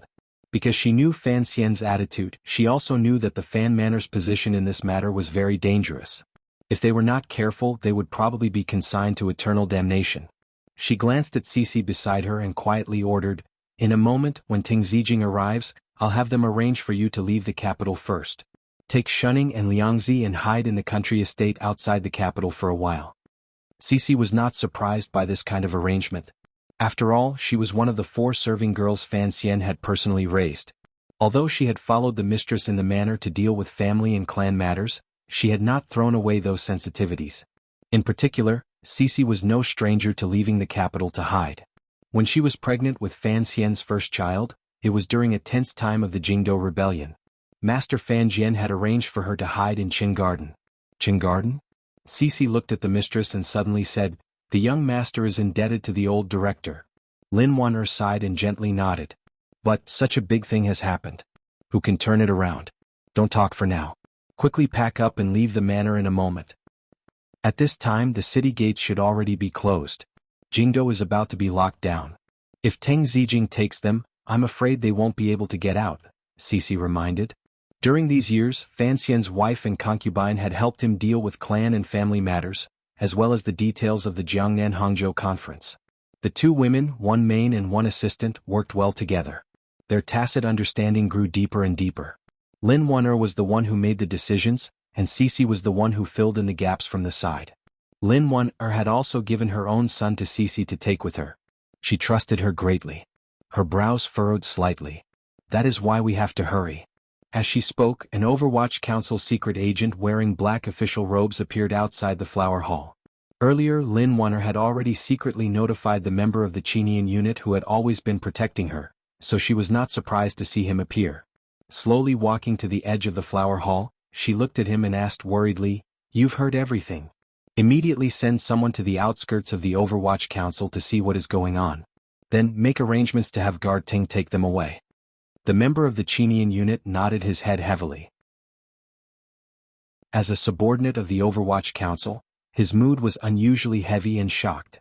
However, he knew that the young madam's orders were unusually clear. The Overwatch Council was certainly heavily surrounded. It would be difficult to make contact with the council. He made a hand gesture behind him, and the member of the Qinian unit went to make arrangements. Lin Wanner looked at him and said, "Send someone to Yanjing. If they meet Fan Xian on the road." Her brows furrowed. The member of the Qinian unit looked at her nervously, waiting for her final decision. "Tell him the truth." A resolute expression flashed across Lin Wanner's face. "Just say that Director Qin is going to die." The person let out a breath and glanced at her gratefully. He then left to prepare everything. The interior of the Fan Manor became busy in an orderly fashion. Only Lin Wanner was left alone in the flower hall. She thought about what had suddenly happened today. Suddenly she felt a gust of cold wind blow in from all directions, making her shiver. She had already managed the Fan Manor's affairs for 3 years.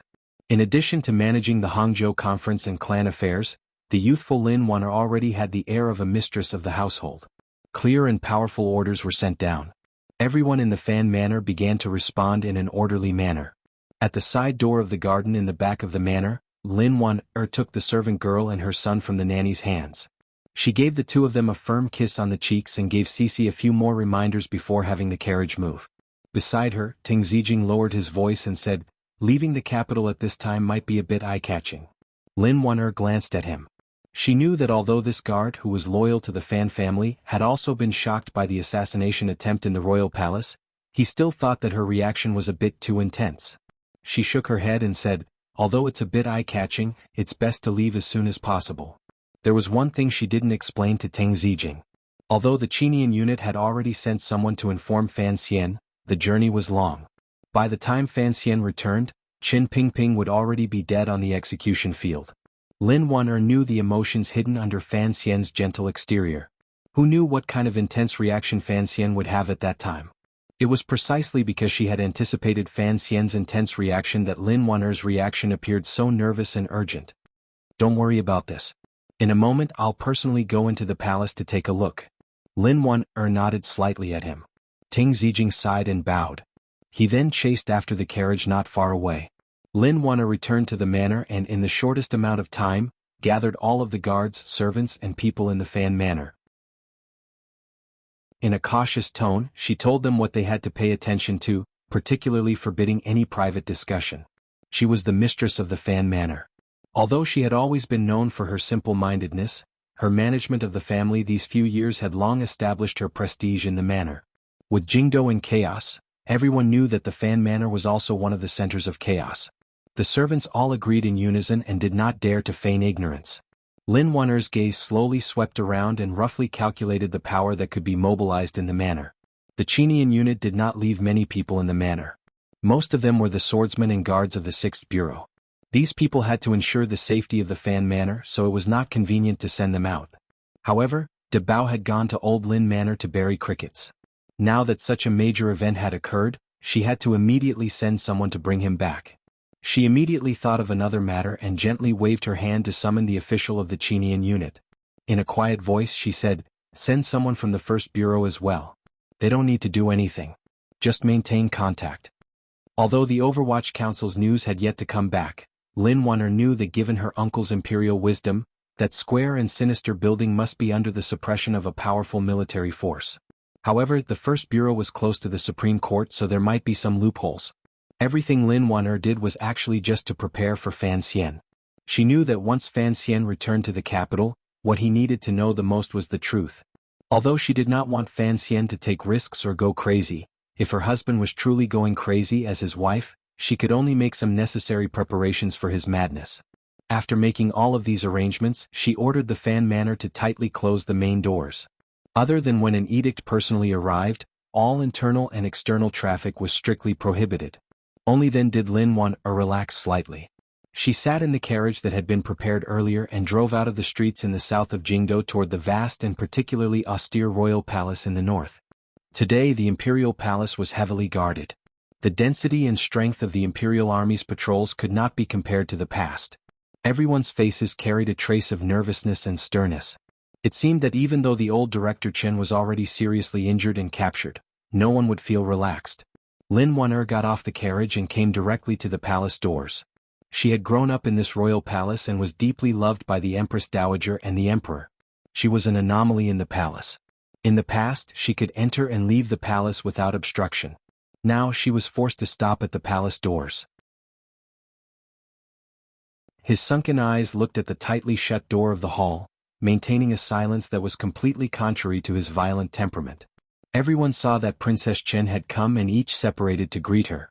However, the scholar looked at her with a worry similar to Gong Dian's. It looked like these major figures of the Qin court were all worried about the same thing after this matter. They were worried about the Overwatch Council's reaction after the Emperor executed Qin Pingping, particularly Fan Xian's reaction. Of all the people present, Lin Wuner was the closest to Lady Ning. Ever since she was young, she had often eaten and slept in Lady Ning's courtyard. Seeing that Lady Ning's expression was slightly strange, her heart thumped. After bowing to the scholars, she came to King Jing's side. "Ruoruo has already been in there for an hour." King Jing seemed to know what his seemingly muddle-headed niece, who was actually as smart as her mother, wanted to ask. Dimly he said, "Other than her, the Emperor has not seen anyone else. Don't think about using the Emperor's favor to barge in and ask for mercy for that old dog." The major figures present all had their own thoughts. No one noticed the conversation between King Jing and Princess Chen. After Lin Wuner heard King Jing's words, her expression darkened slightly. She lowered her head and quietly said, "Is the Emperor all right?" A scourge lives for 1,000 years. How could he die so easily? King Jing said in a low voice with a false smile. Lin Wan'er's heart jumped. She had not thought that King Jing would say such treasonous words in the royal palace. When she had entered the palace earlier, she had thought of seeing the emperor and pleading for mercy on behalf of the old director. Like Fan Xian, she understood the emperor's personality very well. She knew that at this juncture, it was impossible for the old director to escape death. On the way into the palace earlier, I received news that it was to be executed by 1,000 cuts. Lin Wan'er's face was slightly pale as she asked King Jing for confirmation in a trembling voice. King Jing glanced at her and said, "It looks like although the Overwatch Council has been temporarily abolished, Fan Xian has still left some people for you." "Not bad, my brother's meaning is clear." Lin Wan'er's voice trembled slightly. "Is there no mercy beyond the law? After all, the old director is not a normal person. I know what you're worried about and what those people are worried about." King Jing's gaze was muddy. He sighed and said, "That old dog has offended too many people. Do you think those civil officials are willing to ask for mercy from the emperor on his behalf? They're just worried that Fan Xian will go crazy." He looked at Lin Wan'er and shook his head sorrowfully. "The emperor is not seeing anyone. It is clear that he has already made up his mind. There were many ways to die." The figures who entered and left the royal palace did not care much about life and death because the coldness of the dragon chair had long made them aware of this. However, how he died was a very important matter. If Chen Pingping ended up with his reputation in tatters and a fate of being hacked to pieces, the resentment hidden within the Overwatch Council would be washed away by this bloody light. No one knew how chaotic the Qin kingdom would become. Chen Pingping's attempt to assassinate the emperor was, without question, a capital offense. If he was ordered to commit suicide, even if it was beheading or hanging, perhaps it would demonstrate the emperor's magnanimity and eliminate the violent currents this matter would bring. However, no one knew what kind of conversation the ruler and official had in the royal study that made the emperor show a rare resentment and anger. He wanted Chen Pingping to die in the most wretched state. Lin Wan'er listened to King Jing's words and fell silent. If the emperor could be slightly more magnanimous, perhaps Fan Xian, who was about to return to Jingdo, could accept it more. Of course, all of this was built in their imaginations. No one knew what kind of true reaction Fan Xian would make after learning of this matter. "Aunt Ning is a bit strange today," Lin Wan'er said with a slight furrow of her brows as she looked at the indifferent Pin Ning in the distant corridor. King Jing's expression changed slightly, but he didn't say anything. There were many things that only the previous generation of the Li royal family knew. There was no need to tell these juniors and outsiders. He believed that Lady Ning had true affection for the emperor these years, but he also believed that, up until now, Lady Ning had not forgotten that old cripple. The sun gradually set in the west. It was already dusk. There had been rain in the morning and there were still some water stains left on the stone tiles. The light gradually dimmed, but the water stains lit up like a lamp had been lit. The lights in the royal palace lit up. Although they could not compare to the dazzling beauty of the red clouds in the western sky, they were still particularly beautiful. The lights in the emperor's sleeping quarters were lit the earliest and had the most lamps. They were incomparably bright, shining through the window and illuminating the surroundings clearly. One could see even the finest hair. Lin Wan'er's heart trembled slightly. She thought of a few years ago when Fan Xian had been seriously injured and almost lost his life. It seemed that he had also been treated in this palace. At that time the lights had also been as bright as today. The main surgeon had also been the girl inside. A drop of sweat almost dripped down from the strand of wet hair on her forehead. Fortunately, a serving girl at the side stretched out a handkerchief to catch it. The serving girl retreated with unusual fear, but Fan Ruoruo's expression did not change. She continued to gently move the sharp surgical knife in her hand under the bright light of the room. This entire chest of surgical instruments was made by the palace treasury using the most advanced craftsmanship. It was the condensation of the wisdom of Yi Qingmei, Fei Jie, and later Fan Xian and everyone else. Fan Ruoruo had also learned how to use these things from her relatives. Her years of bitter cultivation on Qing Mountain and her research into treating external injuries had finally made Fan Ruoruo a true good doctor and not the innocent little girl who had shakily pulled open a bloody wound on her brother's body. The bare-chested emperor lay flat on the hard couch with his eyes slightly closed. Fan Ruoruo was on his right-hand side. She carefully and steadily slid the small knife across his body. Where the knife pointed, the smooth skin split open. The charred hole opened up and blood seeped out. Fan Ruoruo used her steady hands to reach in with forceps. She clamped down on a hard object and pulled it out forcefully. With a clang, a poisoned steel ball was placed on a flat plate to the side. There were already 7 steel balls on the plate. Up to this point in the operation, half the time had already passed. Fan Ruoruo took a deep breath and slowly activated the Channy Dao Jinchi technique that had just begun to appear in her body to help her calm down. Then she looked at the emperor lying on the bed and said, "There are still a few pills that are very deep. It might be very painful in a moment. Does your majesty need to use some chloroform?" Chloroform was the most successful drug Fan Xian and the Third Bureau had made. It was indeed effective when used in surgery. However, Fan Ruoruo's words revealed a shocking truth. Had the emperor not used anesthetics from the start of the operation and allowed the sharp knife to cut into his body? Fan Ruoruo had used a lot of strength when she used the forceps to remove the steel ball earlier. However, the emperor lying flat on the couch did not even furrow his brows. It was as if he could not feel the pain in his body at all. The Qing emperor slowly opened his eyes and glanced at Fan Ruoruo. "Continue." His tone was indifferent. It was as if the body being cut open by the knife was not his, as if the life-eating steel balls were not deeply embedded in his bones. Fan Ruoruo nodded slightly. She held the sharp knife tightly and loosely. Lowering her head, she continued her work seriously. Her movements were natural, as if there was not a glimmer of fear. Since the emperor had spoken, she was no longer worried that the emperor would not be able to endure the pain. It was as if under her knife, there was only a wooden man and not a powerful emperor who could kill millions with the flip of his hand.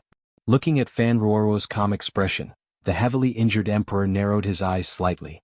He seemed to feel a glimmer of surprise. Calmly he asked, "Did Nji teach you all of this?" Fan Ruoruo focused on the knife and completely ignored the emperor's question. The deeper meaning in the Qing emperor's eyes grew stronger and stronger. "You don't seem to be afraid of me?" Fan Ruoruo took out another steel ball and dealt with the remaining iron sand around the wound. Only then did she quietly say, "Your Majesty is a patient.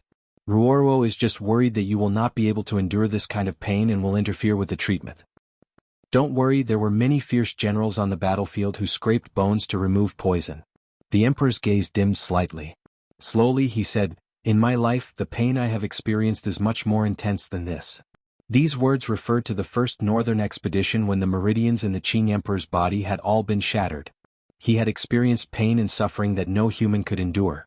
Fan Ruoruo did not know about this. She was deep in thought and did not reply. The emperor slowly closed his eyes and indifferently said, "This knife is on my body. Tomorrow it will be returned tenfold to that eunuch's body." After these words were said, the tip of the knife in Fan Ruoruo's hand did not tremble, but her body froze slightly.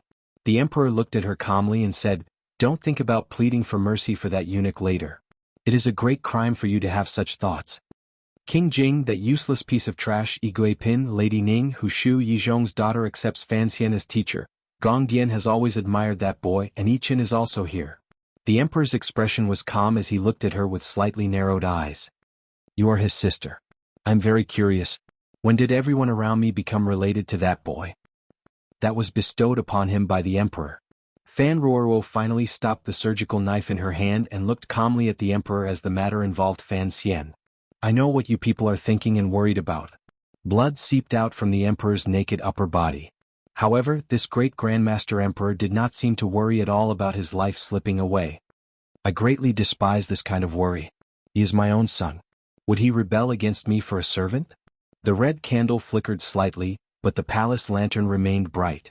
Fan Ruoruo gently shook her head and continued to cut and tear at something on this emperor's body. The emperor was only trying to convince himself that loneliness was a terrifying thing, particularly when he discovered that the people around him were more willing to be close to Fan Xian. This made him very uncomfortable. His hatred toward Qin Pingping was mostly because he was under the man's control. He suddenly realized that after all these years, he was still not as good as that woman. In order to prove this point, he hoped that Fan Xian, whom he trusted and doted on the most, could always stand by his side. What kind of emotion was this? Was it probably a need for self-recognition and self-proof?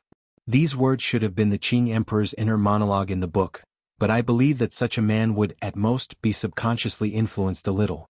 He would not allow such weak emotions to form a concrete picture in his mind, so it would not appear. I also did not want to write this as something omniscient and omnipotent, so I explained a little. Today it is another 9,000 words. The main theme is reaction and signs. From tomorrow onwards I will probably have to write 4 or 5 chapters in a row. It will be a serious show in the autumn rain, but I am already tired. Tomorrow, Saturday and Sunday I will write less because I have a great deal of distrust in my own abilities, so I have to be more serious and properly continue this story. In the end, I will sincerely call for monthly support from everyone. Although it is an old phrase and has no new ideas, it has an attitude. If I write less, it will still be called. I know I am serious and everyone can see my seriousness. Chapter 701. The official yamens of the Qing kingdom could all be used to hold prisoners. In Jingdo there were even more such places. Counting from the yamens of the Jingdo government, there were as many as 7 yamens that had the power to hold prisoners in Qing law. The criminals who were truly involved in court politics, as well as those who had committed the most heinous crimes, were often held in the prison of the Ministry of Justice, the walls of the Supreme Court, and the prison of the Overwatch Council. This was what the common people saw as an abyss and the so-called celestial prison that always appeared in books and stories. Ever since the Overwatch Council was built, this special organization directly under the emperor had played a powerful, sinister and terrifying role in court politics. High-ranking officials who had been arrested were often imprisoned there. Powerful figures with unique skills were also locked underground for many years. The level of this prison gradually rose above that of the Ministry of Justice and the Supreme Court. It became a true celestial prison. The celestial prison was near the Overwatch Council. If one walked out of the square and sinister building, one only needed to turn a corner to see the 2 heavy metal doors. Within the Overwatch Council, there were secret tunnels that led directly to the celestial prison. One only needed to walk from the large courtyard behind the Overwatch Council and pass through a small door to reach it. Regardless of which direction one entered the Overwatch Council's prison, the first scene one saw was a deep tunnel. The cells responsible for holding important criminals were deep underground and tightly guarded. There was no worry that something like a prisoner rescue would happen. As one went down the tunnel, the air became more and more stagnant, and the lights grew dimmer and dimmer. Although there was good ventilation equipment below, decades of dark and dirty air mixed together. It always gave one a strange feeling of terror and suffocation. Following the tunnel down to the deepest part, one passed through a few layers of common prison cells and arrived at the lowest cells of the Overwatch Council. The security there was the tightest. What was different today was that the expressions of the officials of the 7th Bureau responsible for guarding the celestial prison were unusually complicated. Furthermore, the entire prison was filled with aces from outside the council. For example, aces from the Imperial Army, the Dingzhou Army, and the Internal Court. What made one's heart beat faster was that there were 4 strangers wearing straw hats and hemp clothing standing coldly on either side of the path leading to the lowest level. No one knew who these 4 people were, but they could clearly sense the powerful auras flowing through their bodies. These 4 people were sent by the emperor in the palace. The imperial criminal who assassinated the emperor, Qin Pingping, was currently locked in the lowest level of the Overwatch Council's prison. Perhaps even this terrifying figure had not thought when he had set up this prison that he would one day be locked in here.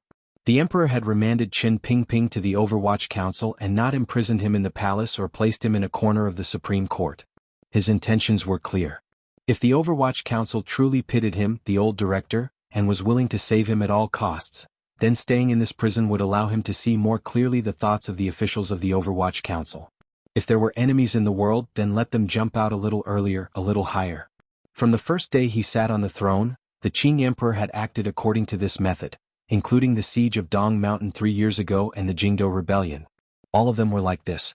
This method of self-confidence to the point of arrogance and paranoia to the point of inducement was probably something only the emperor, a strange creature at the pinnacle of both worlds, would dare to use.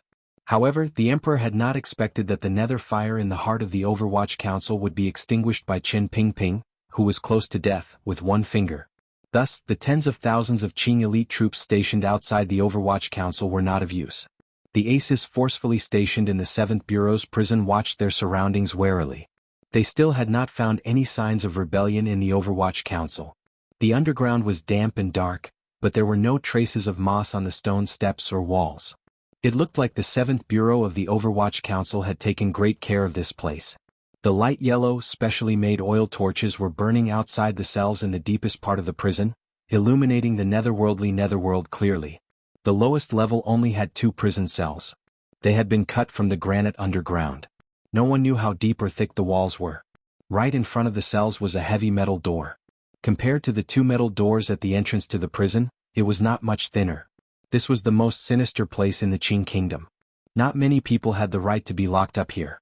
Counting from the decades since the Overwatch Council had been built, only one person had been locked up in this cell on the deepest level of the netherworld. That person's name was Xiao En. He had been locked up for decades. Today Qin Pingping was also locked up here. The metal door to the prison cells was not closed. The light from the fire shone in. One could clearly see all of the arrangements in the cell. There was a bed, a basin of water, and a few other things. It was not as one would imagine, with only weeds, rats, and mud. On the contrary, this cell was very clean. It was just too clean and simple. There wasn't even a cockroach to be seen. Qin Pingping lay on the bed and breathed slowly. His eyes were tightly closed. His grizzled hair fell messily to the side of his face. Although the wound on his chest had long been bandaged and healed by the imperial doctor, he had lost too much blood. It made this old man's face pale. His breathing seemed to be very laborious. Each time he inhaled, it made his somewhat shriveled chest like an aging machine. After struggling a few times, a sound like broken bellows came from his throat. On the long wooden bench outside the cell sat 4 people in order. Yan Bingyun, He Zongwei, the eunuch, and the imperial doctor. These 4 people would continue to watch this old man. They would ensure that he would not die. They would ensure that he would not escape. They would ensure that he would remain in his current state of semi-consciousness and near death.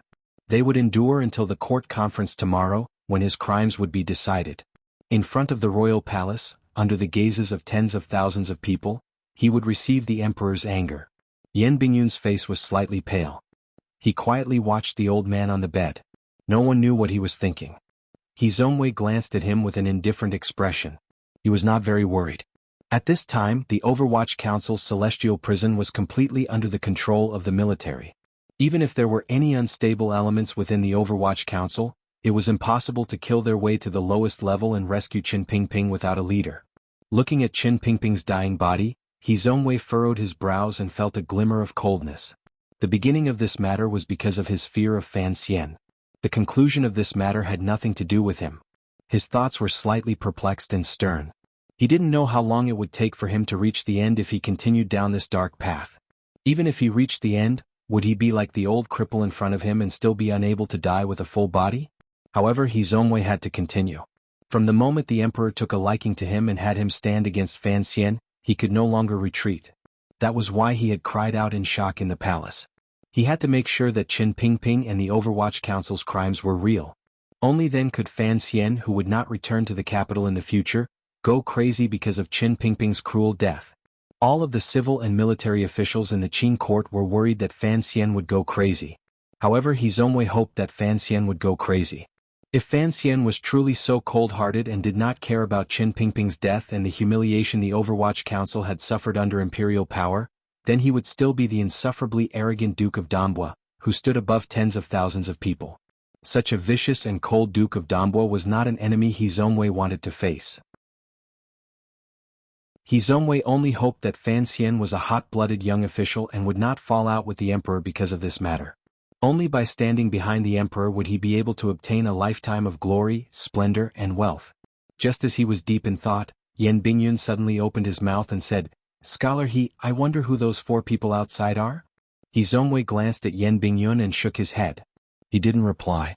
He knew that he was talking about the 4 mysterious figures in hemp clothing and straw hats. These 4 people held imperial edicts. Their authority was even higher than that of the imperial army. They were responsible for guarding Qin Pingping. No one knew where the royal palace had suddenly found these 4 aces. He Zongwei didn't know either. Looking at Yan Bingyun, he began to think of other things. Back then, the emperor had brought in new blood for the court. The 7 gentlemen had entered the palace and received the emperor's careful instructions. Other than Qin Heng, who had been tragically stabbed to death by the Black Knight Silver-Masked Jinggu because of his family's rebellion, the other 6 had gradually risen to prominence in court. These young officials were, without question, the emperor's preparations for the future. Of these 6 people, He Zongwei had the highest reputation and status. He was faintly the leader. Looking at Yan Bingyun's frost-like face, scholar, he felt a chill and faint fear in his heart. What he was most afraid of in his life was people like him, people who were good at choosing powerful factions and hiding themselves.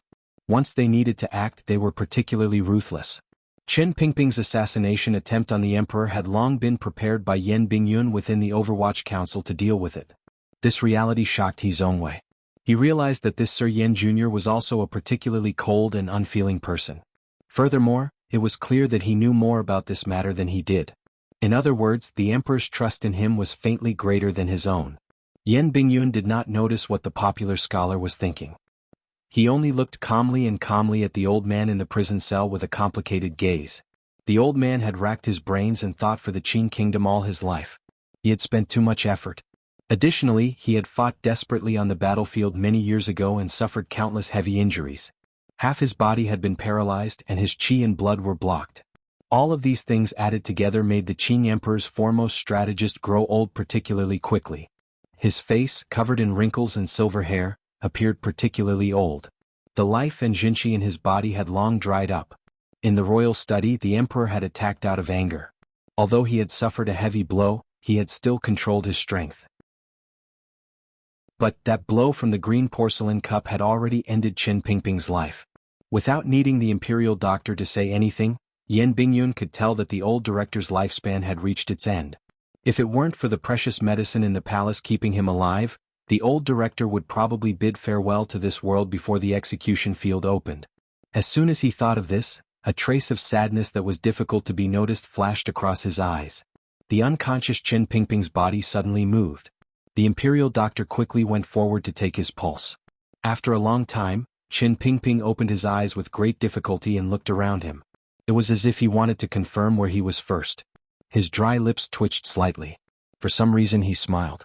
Qin Pingping's gaze was very turbid. There was no longer any light in it. He glanced at Yen Bingyun coldly. Yen Bingyun also glanced at him. He was similarly cold. No one knew how much time had passed in the mountains or underground. No one knew how much time had passed, but the oil torches were still burning without regard for their lives.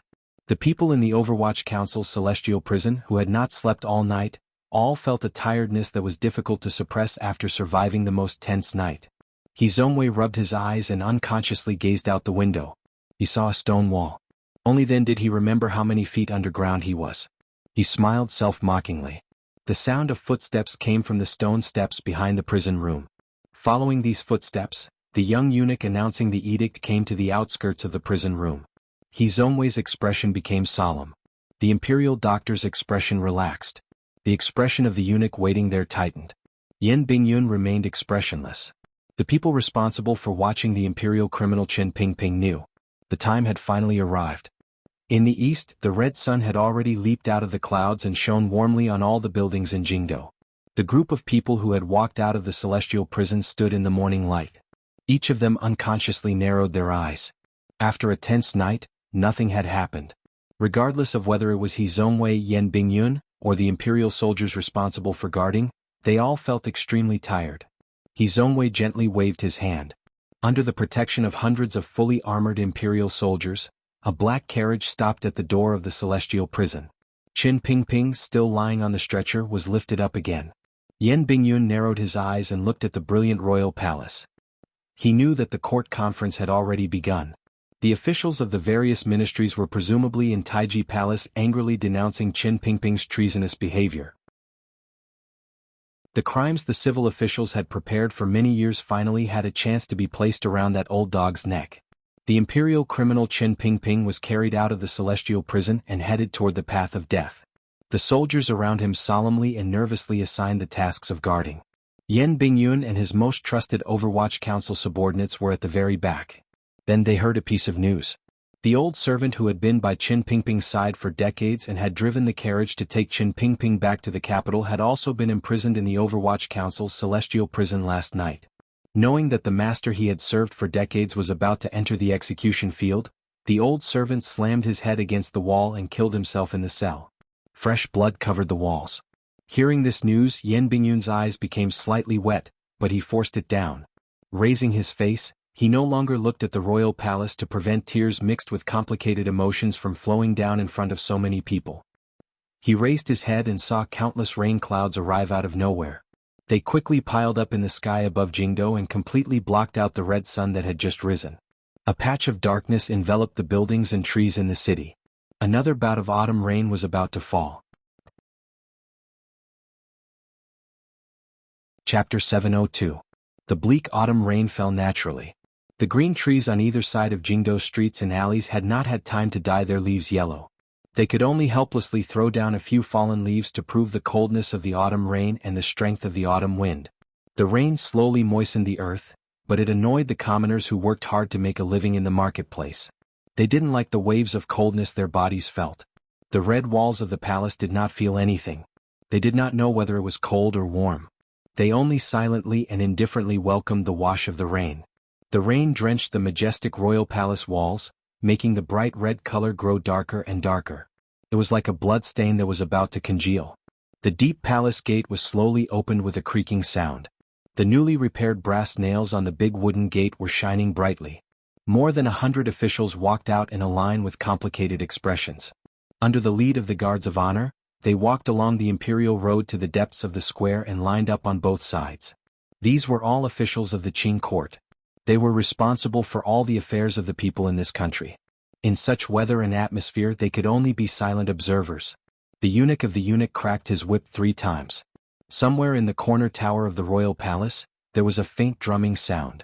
It made a buzzing and trembling sound and struck the hearts of everyone on the royal palace. The court conference had already ended. There was only one matter dealt with in the court conference.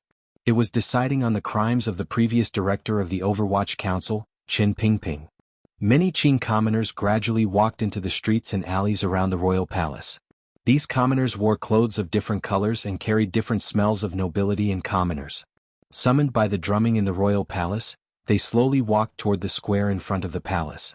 More and more people gathered. Gradually they filled the entire expansive square. They were as dense as ants. Before the sky had even brightened, the Jingdo government and various yamens had begun to beat gongs and drums everywhere. They put up notices to inform all of the people of Jingdo of what would happen today.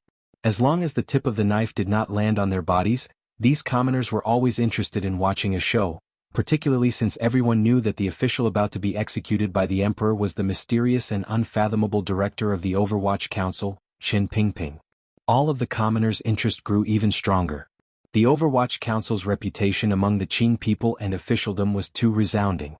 Their image was too sinister and terrifying. Not many people had actually seen the old director in the wheelchair. Everyone surrounded the square. They wanted to see if this figure was truly as the legend said, with 3 heads and 6 arms, covered in black fog and like a demon. Particularly since they knew that this demon of the Overwatch Council was not satisfied with the emperor's punishment and had deranged in the palace to assassinate the wise, martial and benevolent emperor of the Qing kingdom. All of the people felt an anger from the bottom of their hearts. They wanted to see with their own eyes how this evil person would be burned into a puff of black smoke under the light of imperial power. For decades, the Overwatch Council had always been famous for being mysterious and sinister.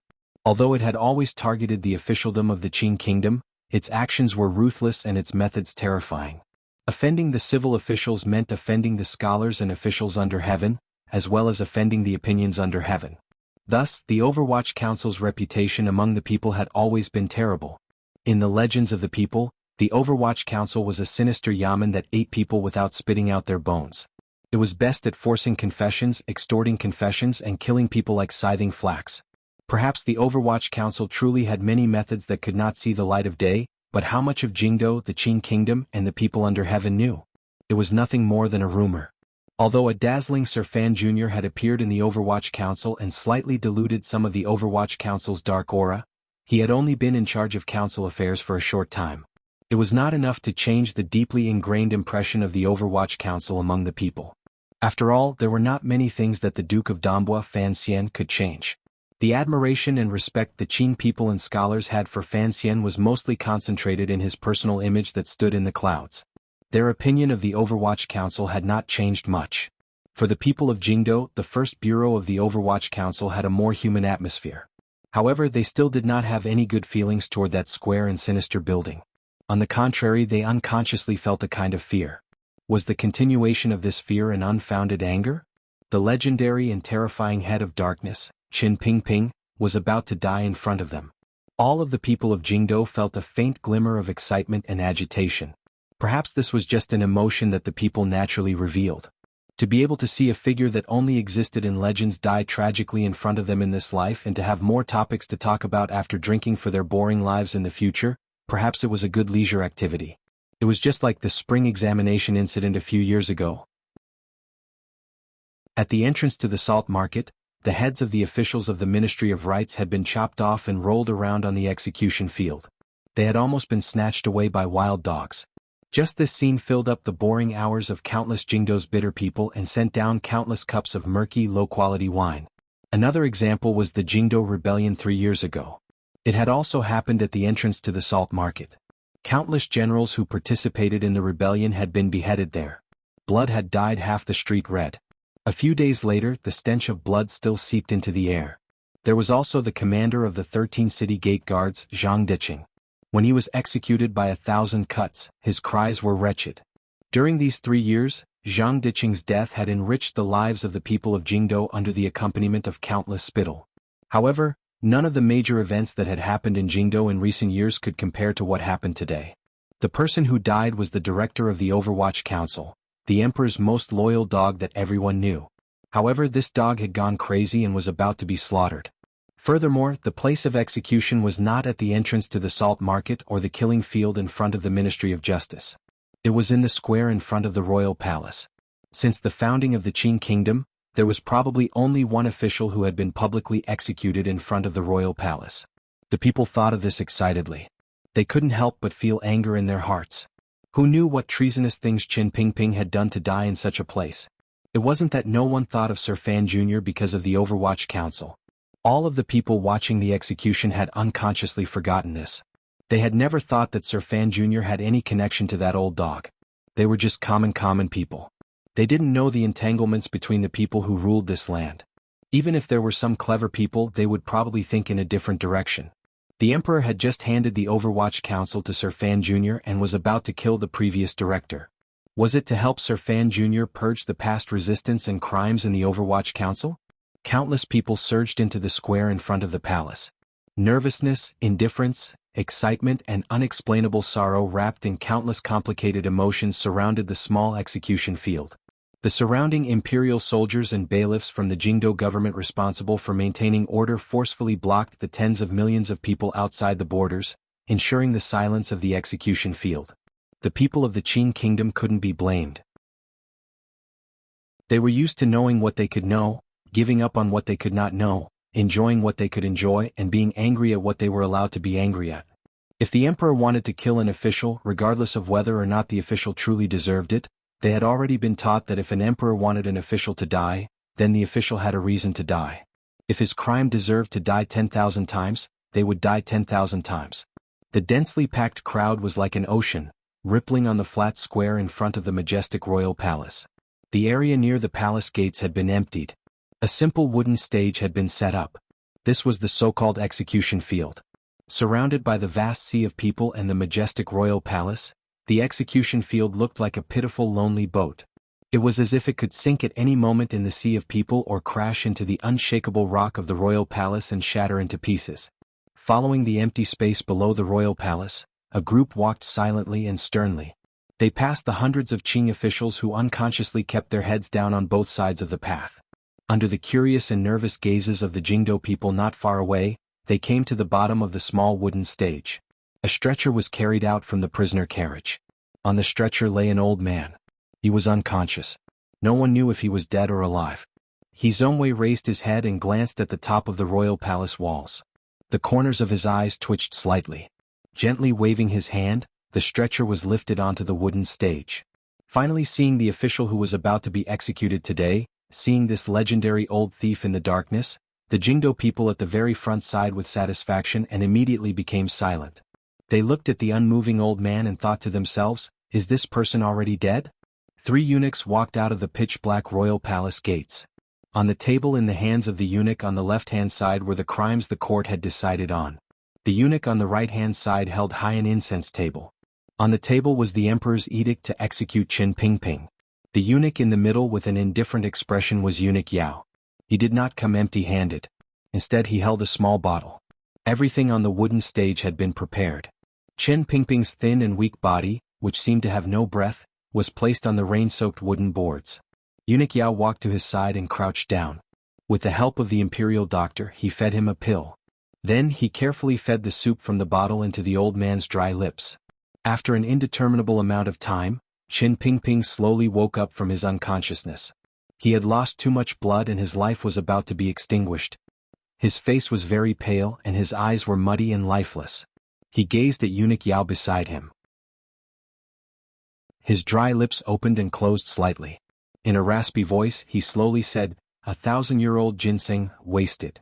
Eunuch Yao's body trembled, but he didn't say anything or do anything. Instead, he glanced at the old official with a half-crying, half-smiling expression and retreated to the side of the wooden stage with his hunched body. The moment Qin Pingping opened his muddy eyes, Yan Bingyun, who was standing on the execution field behind He Zhongwei's left, also trembled. He immediately calmed down and lowered his head weakly. Earlier, with just a glance, he knew how tightly guarded the execution field was. Putting aside the densely packed imperial soldiers all around and the internal court aces scattered all around, just the aces wearing hemp clothes and straw hats made Yan Bingyun know that no one could change anything today. Last night, there were 4 aces wearing straw hats in the Overwatch Council prison. It made Yan Bingyun and He Zhongwei feel a glimmer of strangeness. However, they both knew where these sudden aces had come from. Earlier, when the autumn rain had drifted down and the clear light had shone, Yan Bingyun's sharp eyes had noticed that none of the aces had hair under the straw hats. It looked like they were ascetic monks from the Qing temple who had been scattered throughout the world. However, not long after the great priest of the Qing temple returned from preaching in the southern frontier, he had died a strange death in the Qing temple. The second priest, Great Master Sanshi, had thrown himself into the Juanshan conference and died tragically in a rain of arrows outside Jingdo. He had been silenced by the eldest princess. The emperor had always looked down on Tianyi Dao and the ascetic monks of the Qing temple. Furthermore, the royal family had never had much contact with the Qing temple.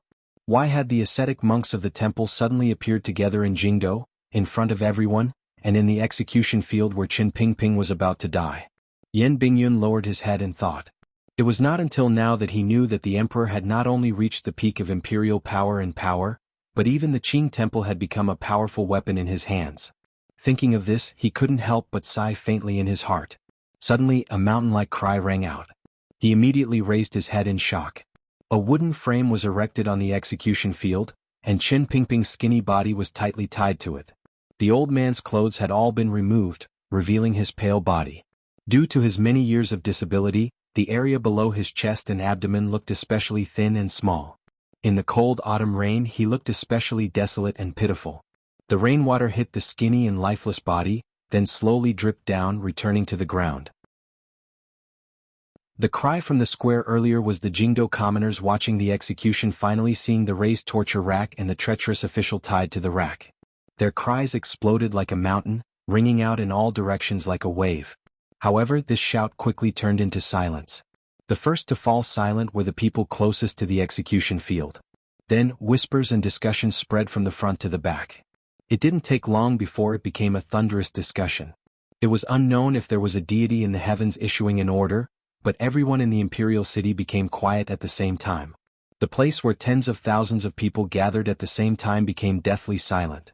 It was so quiet that the people at the very back could hear the rustling sound of the straw rope binding Qin Pingping's body and the wooden stake grinding against each other.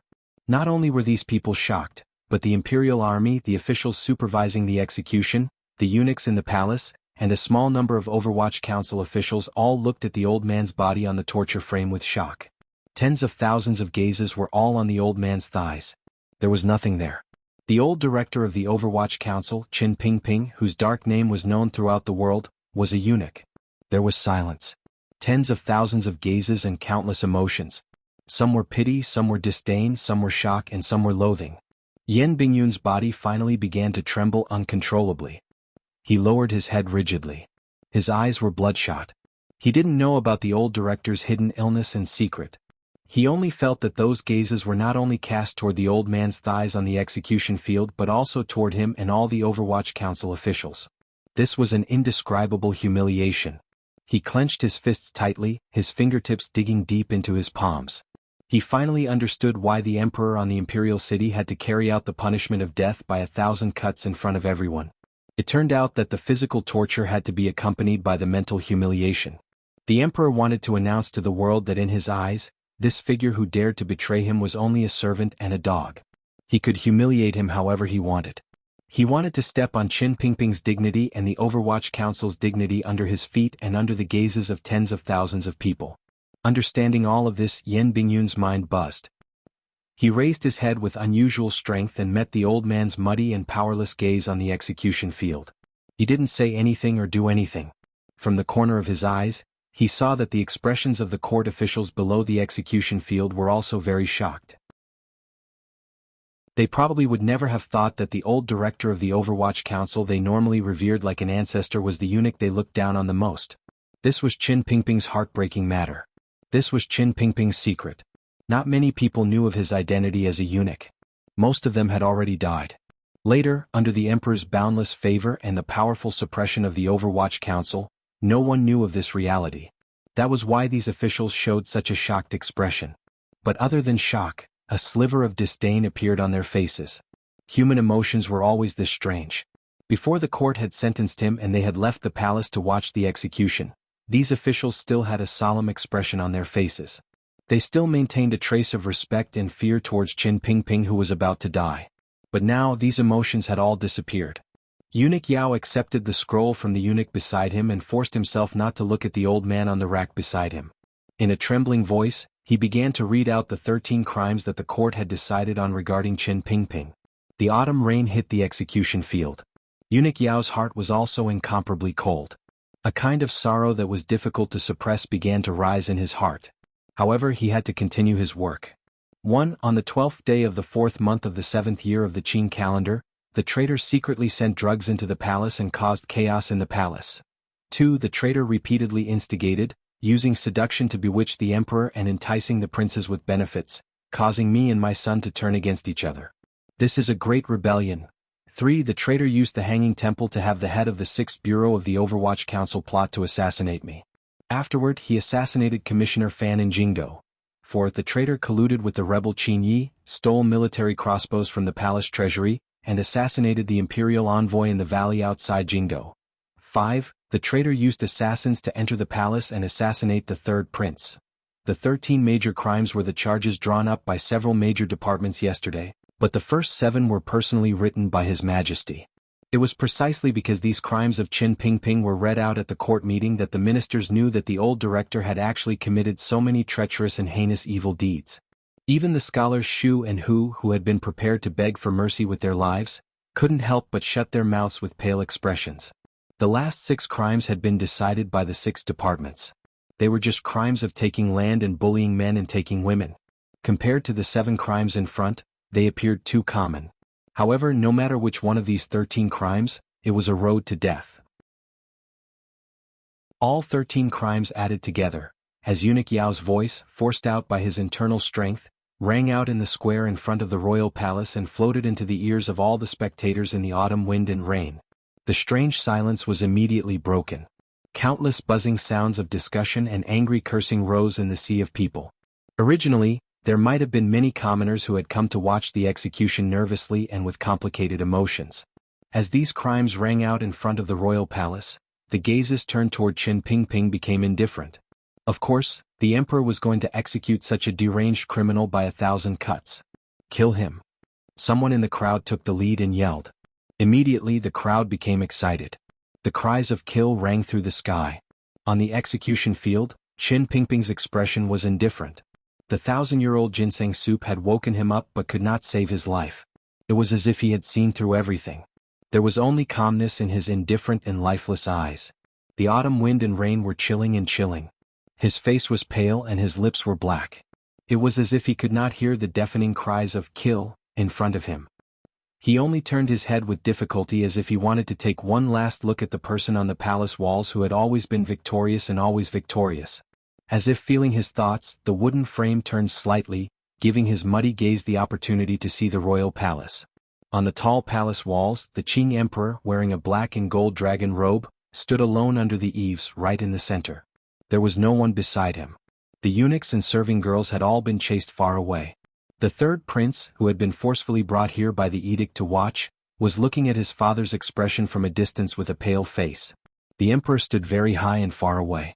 His figure was very small. However, in Qin Pingping's muddy eyes, he was still very clear. The lonely emperor looked indifferently at his old comrade surrounded by a sea of people on the execution field. There was not a glimmer of emotion in his eyes. However, this kind of indifference was more terrifying than hatred and made one's hair stand on end. Most of the steel balls in his body had been taken out last night. However, the knife wounds on his body were still bleeding and hurting. The blood stained the black and gold dragon robe, but nothing could be seen. The emperor's face was only slightly pale. There was no sign of pain. However, he looked at the wretched-looking old comrade at his feet and had the desire to make him feel even more pain. The emperor nodded gently. The third prince, who was about 100 feet away from him, had his hands on the wall of the palace. His face was pale and he subconsciously tightened his grip on the wall. After a long time, the third prince called out in a trembling voice, "Execute." This yell forced Li Qingze, a young man who had been cold and ruthless since childhood, to the verge of tears. He knew why his father had him yell this. The yell on the palace wall stopped. Eunuch Yao began to read the last edict. It was the edict the emperor had personally written last night. "I have known you for decades and have entrusted you with many responsibilities. However, you have deeply betrayed my heart. It is very painful, very painful. For all kinds of crimes, the 3 departments will jointly investigate. Death by 1,000 cuts. I do not hesitate. According to the law, family members over 16 will be beheaded, and those under 15 will be enslaved. Today the crimes are only limited to you and the rest will not be questioned." The edict spread clearly through every inch of the royal palace, every drop of rain, every wisp of autumn wind. It was indifferent and resolute. The emperor did not mention the crimes. He only said that his heart had been betrayed and that he did not care about the pain. He did not show mercy outside the law and did not blame the eunuch's family. The deep pain made one's heart palpitate and their emotions dim. These hypocritical words landed in Qin Pingping's ears. He only smiled slightly and allowed the rain to seep into his dry lips. He lowered his head and no longer looked at the emperor on the palace walls. The execution began. The fishing net tightly covered Qin Pingping's thin body. With great difficulty, he used the mesh to protrude the skin and flesh on his torso. A small, specially made knife trembled as it fell down and slowly cut down, separating this piece of flesh from the old man's body. This was the first cut. A mountainous cheer came from below the execution field. The blade of the knife left the mesh. A piece of flesh fell to the ground and was immediately picked up by an official of the Ministry of Justice. Strangely, the wound in the eye of the net was somewhat pale and dry, but not much blood flowed out. It was as if the blood in this thin and weak traitor's body had already flowed out, and his essence blood had long been sacrificed for something. The executioner holding the knife was an old official of the Ministry of Justice. Although he had already drunk 2 jars of strong alcohol, he still could not stop his hands from trembling. He felt that the thin old man under his knife was different from the officials he had encountered before. There was no blood in the other person's body. The other person had no flesh. It was as if there was only a wisp of a ghost in the other person's body. It was so cold that he couldn't help but tremble. The second cut came down. The flesh was separated. A few faint threads of blood flowed on the fishing net. Another wave of cheers sounded. There were still hundreds, thousands, tens of thousands of cuts? Qin Pingping closed his eyes tightly. His face was deathly pale, his lips tightly pressed together, and his entire body trembled. It was as if he was enjoying this pain that no human could endure. He suddenly opened his eyes slowly and looked at the executioner in front of him. Panting, he said, "Your technique is a bit lacking." The executioner had never seen such a person in his life. He had already transcended the so-called toughness. There was only indifference to life, to his own life, and to pain. Perhaps there was something in this old man's body that surpassed pain? His hand trembled again and he almost dropped the knife onto the wooden platform soaked by the autumn rain. Another cut, and another cut. Waves of cheers rose and fell. However, these cheers gradually grew smaller and finally returned to silence. All the officials and people watching the execution closed their mouths and looked with complicated emotions at the old man being tortured. There were no wretched howls, no sorrowful wails, no pleas for mercy, no pleas for death, no random curses. The old man on the execution field in the autumn rain was only silent, deathly silent. So everyone in the royal palace was silent, involuntarily silent, deathly silent.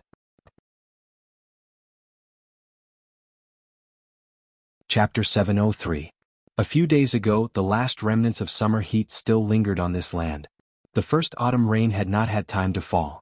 Only in the morning and dusk did the wind under the dim sun have a clear sense of autumn. It passed through the hills, forests and fields and blew. At that time, Fan Xian did not have much of a melancholy mood.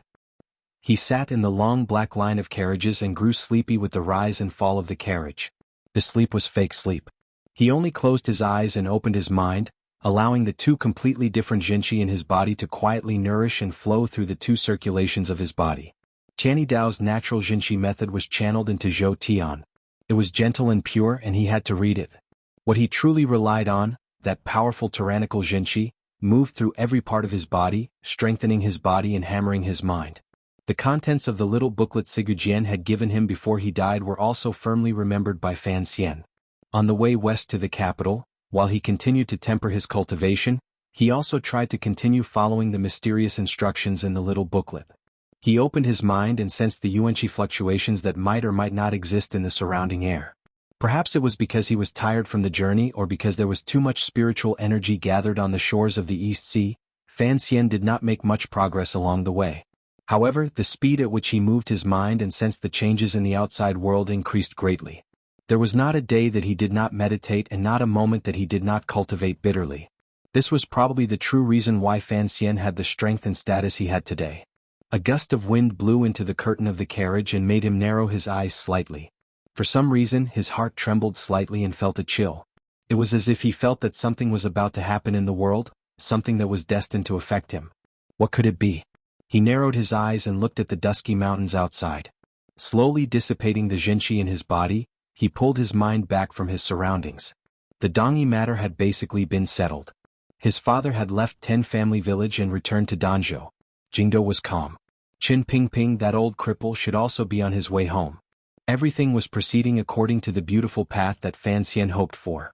Why did he have such an ominous feeling? Fan Xian's delicate and pretty brows furrowed slightly. After leaving Dongyi, the only thing that Fan Xian felt strange was the ambushes of the volunteer armies of the vassal states along the way. Although these hot-blooded people had come to assassinate a powerful official of the Qin kingdom with the intent to die, the defenses around Fan Xian were too strong. Additionally, the great prince had sent out a group of 1,000 people as guards. It was so fast that the defense of the entire group could only glance at the token and not do anything else. Safe. When the last cry rang out beside Fan Xian's black carriage, a light gray figure also flew like a bolt of lightning to the side of the carriage. The group of carriages stretched on for a long time. This person's lightness was about the same as the speed at which an Overwatch Council official sent a message. It was truly shocking. As the leader of Fan Xian's personal guards, Mu Feng held the hilt of his knife warily and looked at the travel-worn and haggard Overwatch Council official who had just landed beside the carriage. This official's face looked unfamiliar, so Mu Feng did not dare be careless. However, when he saw the token the official had been holding high in his right hand, his heart jumped. He made no move to stop him from entering the carriage. The Overwatch Council official, whose clothes had been torn beyond recognition, burrowed into Fan Xian's carriage and directly knelt down. In a raspy voice he said, "Director Qin has returned to the capital. It is unknown whether he is dead or alive." When this official's lightning-like and wind-like figure appeared beside the carriage, Fan Xian's eyes lit up. They grew brighter and brighter. He saw who the official with such swift movements was. It was the one he had missed for many years, the one he had been closest to in the past. Lao Wang. Watching the official enter the carriage, the light in Fan Xian's eyes gradually grew brighter and brighter. He laughed loudly. However, the laughter suddenly stopped because he heard what Wang Qinian said. The light and joy in Fan Xian's eyes quickly froze and became a ball of burning ice. It was terrifyingly cold and terrifyingly hot. Straightforwardly he asked, "From where?" "When?" Wang Qinian's chest rose and fell rapidly. As one of the two wings of the Overwatch Council, he had come from not far outside Dazhou toward the northeast. He had not rested for a long time and was completely relying on the breath in his heart to support his exhausted body. Now that he had finally seen Fan Xian, he was almost unable to hold on.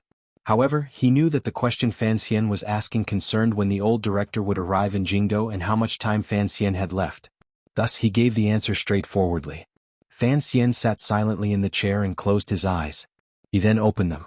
He had already calculated the approximate date Qin Pingping would be escorted back to the capital, as well as the time he would need to rush from this place to Yanjing and then back to Jingdo. Would he not make it in time? The ball of cold fire in Fan Xian's eyes grew stronger and stronger. He looked at Wang Qinian kneeling in front of him and didn't say a word. The glimmer of joy from their long separation earlier was covered by a powerful resentment. Fan Xian had personally arranged the guards for Qin Pingping's return. Under the watch of the Overwatch Council, how could they be taken back by the Emperor? Fan Xian had no idea that everything that had happened in Dazhou was only because Qin Pingping wanted to return to the capital. He wanted to go back and ask the Emperor a few questions. Time was pressing. It was as if the mountain fire had already reached his eyebrows. With a cold expression, Fan Xian said to Mu Feng by the carriage window, "All troops return to Dongyi. Tell the great prince, unless he has a personally written letter from me, never come back." From knowing that Qin Pingping was returning to Jingdou to Fan Xian giving his first order, it had only taken a moment. Fan Xian's first priority was to deal with the problem of this large group. Following that, he had to guard against the great prince, who currently had over 10,000 soldiers in Dongyi, to see if there would be any problems. After giving the order, the people below him would be responsible for carrying it out. Fan Xian did not say another word. He took out a bag of clean water from the compartment of the luxurious black carriage and tied it to his waist. He then rose and took a deep breath. The black carriage suddenly disintegrated. The wooden wall in front of it that was not covered in steel was instantly shattered into splinters. A black figure swept out of the carriage like a bolt of black lightning. The tip of his foot pushed off the horse's head. His entire body shot forward diagonally. A tearing sound rang through the air. Fan Xian treasured every minute and second. The tyrannical Jinqi in his body had been raised to its peak. The magic he had just comprehended also helped his body become more like a bird in the air. Using the flow of the air to speed forward, he turned his body into a black shadow. Like a bolt of lightning, the tip of his foot stepped on the heads of the Overwatch Council officials and floated away. In an instant he was at the very front of the group. This was probably the ultimate speed Fan Xian could display. In midair, he kicked the general the great prince had sent off his horse and snatched the best warhorse in the group. Immediately after, his finger swiped across and a clean steel needle pierced into the neck of the warhorse. With a flick of his finger, he removed the warhorse's mouth and fed it an ephedra pill. In this short amount of time, the Black Knight's horse-stimulating technique was miraculously demonstrated by him. Standing on the horse, Fan Xian gave a muffled grunt. The horse shot out like an arrow and broke away from the main group. In an instant, it became a little black dot on the road. In just a few hours, it disappeared from everyone's sight. Everyone looked at this scene with their mouths agape. While they were shocked by the little duke's powerful cultivation, they were also extremely puzzled. What had happened in front of them that made the little duke so anxious? Mu Feng had received Fan Xian's order, but he did not understand it. Why did they have to return to Dongyi? He unconsciously glanced into the carriage. He had already guessed who the unfamiliar official with the highest ranking token of the Qinian unit was. Sir Wang Qinian was a legendary figure in the Overwatch Council. Mu Feng wanted to find out from his mouth what had happened in Jingdou. When he pulled open the wooden plank, he found that Sir Wang Qinian had already used up all his strength and had fainted in the plank. It had only taken 4 days to travel from Dazhou to here. This was already a speed no human could achieve, yet Wang Qinian had done it. Mu Feng looked at this scene with shock and fear. Unconsciously, he raised his head and gazed in the direction Sir Fan Jr. had disappeared. He vaguely guessed that this was probably a relay race. Perhaps this was a race against the god of death. The icy and powerful autumn wind whizzed across Fan Xian's face like knives. The cold fire in his eyes had already faded. In its place was a frightening calm. He knew what he needed and what the old cripple in Jingdou needed. It was time, only time. He could not understand, nor did he need to understand why everything, which seemed to be developing in a perfect direction, would suddenly take a sharp turn in Dazhou. He only knew that if the old cripple had returned to Jingdou, it must be because of that matter in the past. The old cripple was going to die. Time was still time, only time. It burned Fan Xian's heart like a mountain fire. It washed against his heart like fine sand in an hourglass. Under the stimulation of the medicine, the warhorse's hooves were like clouds. Its breath was like thunder. Under the stimulation of the medicine, it maintained its fastest speed as it galloped along the road through the woods. It pierced through the mountains and broke through the fog. Through the night, it rode a chaotic stream and moon until it reached Yanjing. For the entire night, Fan Xian did not dismount or slow down. Other than the water pouch at his waist to replenish some water for him and the horse, he did not do anything else. It was a long journey. It would take hours to reach Jingdo, so he needed more energy. The sky had just begun to brighten. Yanjing was already in front of him. In just one night, he had rushed back into the Qing Kingdom's territory. Fan Xian was already putting his life on the line. His speed was unbelievably fast. Even the volunteer soldiers lying in ambush on the last stretch of road had no way to react. They could only watch the dust on the road as a lone black rider galloped forward bravely. Fan Xian had to treasure every second so he would not enter Yanjing. Regardless of whether or not Yanjing had received any secret orders from the emperor, he would not take this risk. He would not waste any time. The moment the majestic city came into view, he hooked one foot into the stirrup and took out the arrow of command from his clothes. Circulating the jinshi in his palm, he pointed it toward the sky. With a bang, a beautiful firework pierced through the quiet morning outside the majestic city of Yanjing. The faint crescent moon in the distance was overshadowed by this firework. The rising sun in the east did not have the time to chase after this fleeting ray of light. Most of the people in Yanjing were still sleeping soundly. However, this was, after all, an important pass between northern Qi and Dongyi. The soldiers guarding the city reacted quickly. At the first instant, they sounded the warning gongs and drums in the corner tower at the top of the city walls. In an instant, the Qing soldiers on the city walls gathered together. Holding their weapons tightly, they looked at the warhorse and the person on it charging toward them. When Fan Xian approached Yanjing, he could clearly see the weapons in the hands of the soldiers on the city walls reflecting the morning light. However, there was not a trace of emotion on his face. His heart did not move at all. He only pulled hard on the reins of the horse and forcefully changed direction as it galloped. Following the direction of Yanjing's old and thick city walls, he headed east. The soldiers on the city walls watched this scene with wide eyes and open mouths. Immediately after, a wave of murderous horse hooves rang out like thunder. The temporary camp outside Yanjing was in a state of restlessness.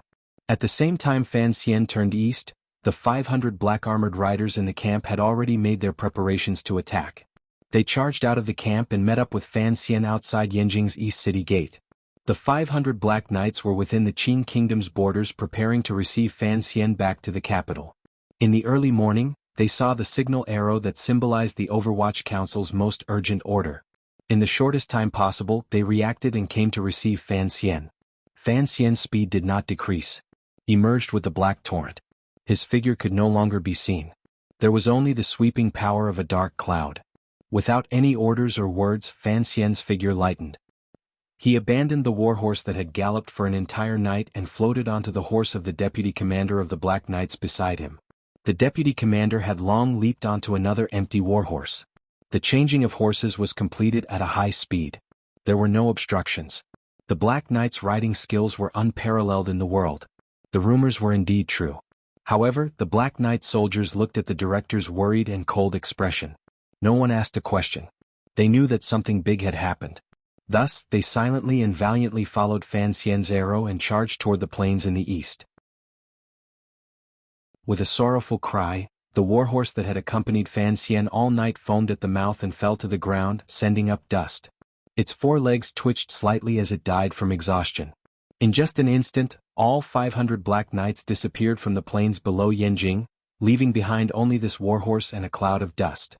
The guards on the walls of Yanjing stared dumbfoundedly at the miraculous scene in front of them and couldn't speak for a long time. Of course they knew the power of the Black Knights. However, after seeing it with their own eyes, they were still shocked speechless. Particularly, who exactly was that lone rider who had come first? When Yanjing Master Wang Jikuan learned of everything that had happened in the morning, worry appeared in his eyes. He ordered the entire army to be on guard and seal off the Qing Kingdom, northern Qi and Dongyi borders. The Black Knights who had brought him endless confusion and shock, the Duke who had led the Black Knights to charge through the city, had long left the boundaries of Yanjing and stepped onto the true path back to the capital.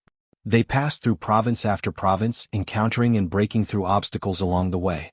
They didn't waste a word with any of the local officials. They treated any of the Qing laws regarding the movement of troops as nonsense.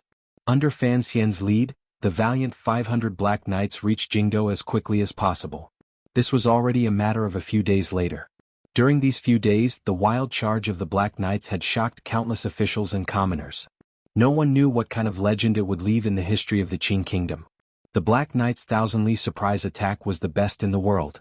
However, in the past, This steel-like force of the netherworld had only charged bravely outside the country for the benefit of the Qin kingdom and the emperor. This surprise attack in the 10th year of the Qin calendar was sweeping across the fertile lands of the Qin kingdom.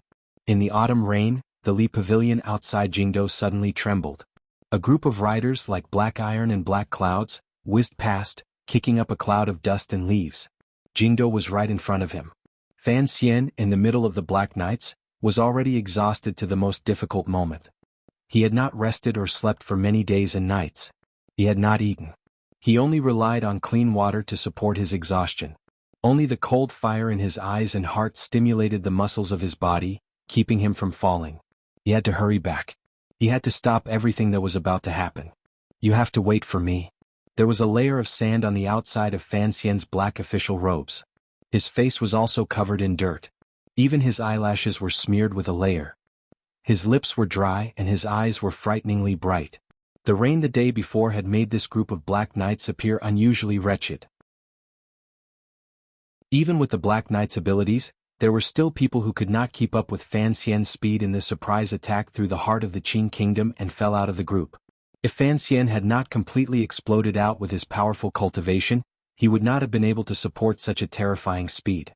In the rain the day before, there were finally war horses that could not hold out any longer. No matter how much medicine they used, they could not move forward. Fan Xian had changed horses 10 times among the Black Knights and could not find any more. So, he had robbed a merchant group on the road and taken 30 horses. At Fan Xian's side, there were still 20 or so Black Knights. It was such a small group that made the ground outside of Jingdo tremble. It was like there was an irresistible army closing in on the heart of the Qin kingdom. The Black Knights came to Jingdo and charged straight for Jingyang Gate. The Jingdo city gates were tightly shut. All of the defensive powers had been raised to the highest level. The soldiers of the 13 city gate guards and the riders of the Jingdo garrison were solemnly watching everything outside Jingdo. However, these dozens of Black Knights had come too quickly and decisively. They were so fast that the Jingdo garrison had no time to react before they arrived at Jingyang Gate. When they were about 500 feet away from Jingyang Gate, Fan Xian wiped away the dirty rainwater on his face. His horse did not slow. He shouted at the generals on Jingyang Gate in a stern voice, "Open the gate! I am Fan Xian." Sir Fan Jr. had returned. The faces of the generals and officials on the city walls all paled. They knew what was happening in front of the royal palace in Jingdo. However, these generals had been ordered to defend the city because the palace was worried about whether or not the Overwatch Council would implicate the other powers in court. No one had thought that Sir Fan Jr. would suddenly appear at Jingyang Gate in Jingdo. Regardless of whether it was the Qing Emperor who used coldness to suppress his rage, or Qin Pingping, who had done everything he could to stop Fan Xian from returning to the capital, none of them would have thought that Fan Xian would rush back to Jingdo. The last time the Qin court knew of Fan Xian, he was still far outside the country and on his way back to Jingdo from Dongyi. Even if he flew, he probably wouldn't be able to make it back in time. However, what no one could believe was that Fan Xian had rushed back. Defend the city gates to the death. Archers, get ready. The commander of Jingyang Gate was the first to react. The order he had received was to close the Jingdo city gates and forbid entry and exit. With a trembling voice, he looked at the 20 or so Black Knights coming closer and closer. It was like he was looking at an army about to attack the city. With a pale face he gave the order. Even if Sir Fan Jr. had rushed back, he could not be allowed to enter the capital today, particularly today. Sir Fan Jr. today? The commander of Jingyang Gate wanted to explain something to Fan Xian on his horse, but Fan Xian did not have the time to listen to his explanation. The warhorse beneath him did not slow. His gaze swept across the walls of Jingyang Gate and saw the soldiers waiting in formation. His heart tightened. He knew that even though he had rushed back to Jingdo with all his might, he was still too late. On the horse, Fan Xian's eyes exploded with a cold light. He stared fixedly at the soldiers on the top of the city walls until they all timidly withdrew their gazes. The Black Knights came closer and closer to the city gates. Fan Xian raised his right hand and then chopped down forcefully. The 20 or so Black Knights behind him formed a triangular formation and slowed down, staying out of the range of the archers on the top of the city walls. The hearts of the people on the Jingdo city walls relaxed. Although the 20 or so Black Knights had a threatening aura, these people could not break through the city walls. However, if they actually faced the Black Knights head-on, who knew what would happen in the future? As long as the Black Knights stopped and did not attack forcefully, it would be good. However, Fan Xian did not slow down. He continued to charge in the direction of Xingyang Gate. The 20 or so black knights behind him calmly took out the crossbows on their backs. Bang, bang, bang. A concentrated sound rang out. The crossbows suddenly fired and shot grappling hooks toward the top of the city walls. With a clang, they firmly latched onto the bricks of the city walls. A dozen black hooks formed a bridge above and below the city walls like a net, a bridge that crossed life and death. These were hooks that the Third Bureau had developed many years ago. When Fan Xian had gone to Northern Qi as a diplomatic envoy, the council had urged him to use them. However, Fan Xian had his own life-saving tricks, so he had not used them. However, he had to save all his time and forcefully break through the city walls. Fan Xian had long made preparations. He rode alone to the foot of Xingyang Gate. As the autumn rain above his head gathered slightly, the black hooks flashed through the sky like countless shadows. Fan Xian gave a muffled grunt and forcefully suppressed the restlessness of his Jinqi brought about by exhaustion and exhaustion. Tyrannical Jinqi was released abruptly. Stepping onto the horse's back, he relied on the subtle feeling of the surrounding air flow to fly straight up.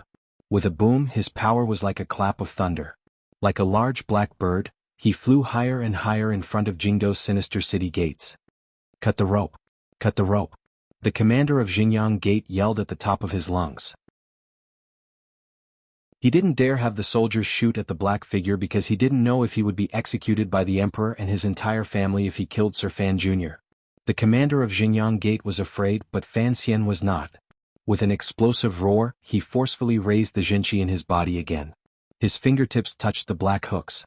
His entire body floated up like a wisp of black smoke. Following the hooks, he swept toward the top of the city walls. One hook was cut through and there was another. When a dozen hooks had been cut through at full speed by the soldiers of the 13 city gate guards, Fan Xian, covered in dust and exhausted, had already swept to the top of the city gates. There was a sharp flash of light. The Wei Emperor's sword he had always carried on his back was unsheathed. The tip of the sword pierced through the throat of the commander of Xingyang Gate. Fresh blood sprayed out. Suddenly it swept back. The commander collapsed to the ground. Fan Xian swept past his body like a gust of wind. Using the price of 3 shallow wounds on his body, he broke through the valiant Qing army's defense on the city walls and flew down the long stone steps. The sword light flashed again. He immediately killed 3 people and stole a horse. Squeezing his legs, he followed the straight path in the direction of the royal palace. Fast. All of this could only be described as fast.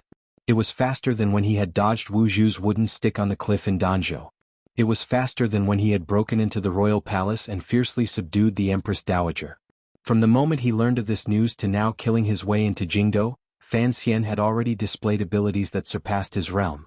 The fear in his heart made him unprecedentedly valiant and cold-blooded. Fresh blood was on his sword and body, but his expression did not change at all. He felt an unprecedented fear and panic in his heart.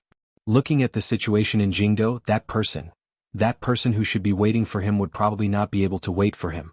You have to wait for me. Fan Xian repeated it again in his heart. He allowed the autumn rain to hit his dust-covered face as he sped like crazy toward the royal palace. The royal palace was near, and the autumn rain was heavy. There were not many people on the streets. Where were the people gathered? Fan Xian thought with some confusion and fear. Then he heard waves of cheers and then silence. A death-like silence. The people in Jingdo could not hear the silence. Only Fan Xian could hear it. He heard it with great fear. The people in Jingdo only heard the sound of hooves in the silence. Clop, clop, clop. The people only heard the sound of hooves in the silence. Then they saw the Black Knight charging like lightning. They saw the tattered and dirty black official's robes in the autumn rain, and the stern and murderous face of the person on the horse. The people watching the execution on the square in front of the royal palace suddenly became restless. Cries of surprise and wretched cries rang out at almost the same time. The ripples at the back of the sea of people were chaotic. Countless people were trampled and injured. The lone rider did not slow down at all. Instead, he charged directly and coldly toward the densely packed crowd. Those who could dodge did so. Those who could not were sent flying by the horse. In the autumn rain, the horse's hooves were unusually cold-blooded. The sea of people parted under the fear of death. They squeezed to the side with all their might, opening up a path that led directly to the small execution field below the royal palace for the rider. The imperial soldiers closed in. Their long spears were like a forest, pointing directly at the rider. Fan Xian flew up silently and passed through the forest of spears. In midair, his sword was already in his hand. Like lightning, he slashed out horizontally. With a number of swishing sounds, he sliced through a number of long swords and knocked down a few internal court guards. He had already swept into the air above the execution field. No matter what he did, Fan Xian's eyes remained fixed on the small wooden platform. He looked at the bloody, dying old man tied to the wooden frame. Fan Xian's gaze grew colder and more resentful. Then he heard the wind coming from all around him. Countless hemp-clothed shadows swept up and circled in the autumn rain like flying flowers, sealing off all of Fan Xian's paths. Fan Xian did not retreat or dodge. He received 3 palms on his chest and back. His sword also stabbed ruthlessly into the face of a hemp-clothed man, piercing viciously into his eye. Fresh blood and eye fluid spurted out at the same time and mixed with the rain. He roared wildly and slapped out with his left hand. It was very tyrannical. There was only the sound of his wrist bones cracking. The hemp-clothed man on his left was shaken until blood flowed from his nose, mouth. With a slap, Fan Xian's feet finally stood on the wet wooden platform. He had paid a great price. The injuries in his body exploded out and he spat out a mouthful of blood. He did not care. He only stared in a daze at the old man on the wooden frame, the old man who had been cut countless times and exposed to the eyes of the people to receive endless humiliation. With just one glance, Fan Xian knew that he had returned too late. He had no way of letting the other person continue to live. His dry lips opened slightly. He wanted to say something but he couldn't say anything. The autumn rain fell and landed on the bodies of the old man and the young man on the wooden platform. There was a deathly silence all around. All of the imperial army, internal court aces, and powerful ascetic monks of the Qing temple surrounded the wooden platform tightly. Under the suppression of Fan Xian's powerful killing intent and suicidal methods earlier, everyone's bodies were stiff. No one could take a step forward. Fan Xian walked forward with great difficulty. Pulling off the ropes, he held Qin Pingping's thin body in his arms. He took off his black Overwatch Council robe, which was covered in mud and holes, and covered his body. Qin Pingping opened his eyes with great difficulty. His old, muddy and messy eyes shone with a pure light. He was like a child. The old man was like a child curled up in Fan Xian's arms. It was as if he was afraid of the cold. I came back too late. Fan Xian held the thin body and felt the old man's warmth slowly ebbing away. His heart was filled with an unprecedented sense of defeat, despair and sadness. A hopeless and helpless struggle is perhaps a kind of tragic beauty. Yesterday I said that I loved Qin Pingping. In reality I have never loved Fan Xian. I will explain this to everyone in detail in the future. However, Fan Xian today is the day I love the most in his life. Sadly, it is also the last day he and Qin Pingping will be together. I wrote based on my emotions and moved with it whether it was happy or sad. I wanted to say that I would write less these days but I couldn't stop my fingers. This is probably the time I have been most invested in these days. This kind of feeling is rare. I should treasure it. Chapter 704. The early autumn rain grew heavier and heavier. When it landed on the ground, it created splashes. When it landed on the body, it drenched the lapels of clothing. When it landed on the heart, it was incomparably cold. The square in front of the royal palace was completely enveloped in the misty rain. All one could see was a wet world. Everyone's eyes were fixed on the small wooden platform in the autumn rain, looking at the 2 people on the platform. There was a deathly silence all around. No one knew what kind of emotion had infected and controlled them. No one spoke, no one moved. They just stared at each other, their gazes piercing through the heavy rain and focusing on the platform. Hundreds and thousands of imperial soldiers, internal court aces, and ascetic monks of the Qing temple stood nervously and solemnly in the rain like frozen wooden figures. In just a moment, a number of people had already died at Sir Fan Jr.'s hands. Most importantly, the rain was falling bitterly. They did not know what color of emotion flashed through the eyes of the emperor on the palace walls. Yan Bingyun had already recovered from his shock when he first saw Fan Xian's figure. He lowered his head and began to prepare for what might happen next. In a low voice, he gave orders to the most loyal subordinates at his side. These voices were covered by the rain. No one heard them. However, a few Overwatch Council secret agents wearing normal clothing had already begun to push their way through the crowd toward the execution field. Above and below the palace walls, the officials and commoners were all stunned by the scene of Fan Xian's horse's hooves trampling through the blood, drawing his sword in rage in the rain, and taking off his clothes to cover the old man's body. The first person to react was He Zhongwei, who had the highest position in the royal palace and was responsible for supervising the execution. When Fan Xian rode into the sea of people, he had already reacted. Using the fastest speed and the most inconspicuous movement, he quietly left the area of the small wooden stage and hid his figure behind the officials and guards. Separated by many aces, his gaze passed through the wet shoulders and straw hats. He looked at Fan Xian alone and wretchedly holding Qin Pingping's thin and weak body on the small wooden stage. A complicated emotion flashed through He Zhongwei's eyes. He just didn't want to die, but he had to kill both the old man and the young man on the wooden stage. There were still many people who did not want to die. On the wooden stage, Fan Xian's entire body emanated a frightening coldness. Even the cold autumn rain between heaven and earth could not suppress it. Everyone unconsciously left the wooden stage.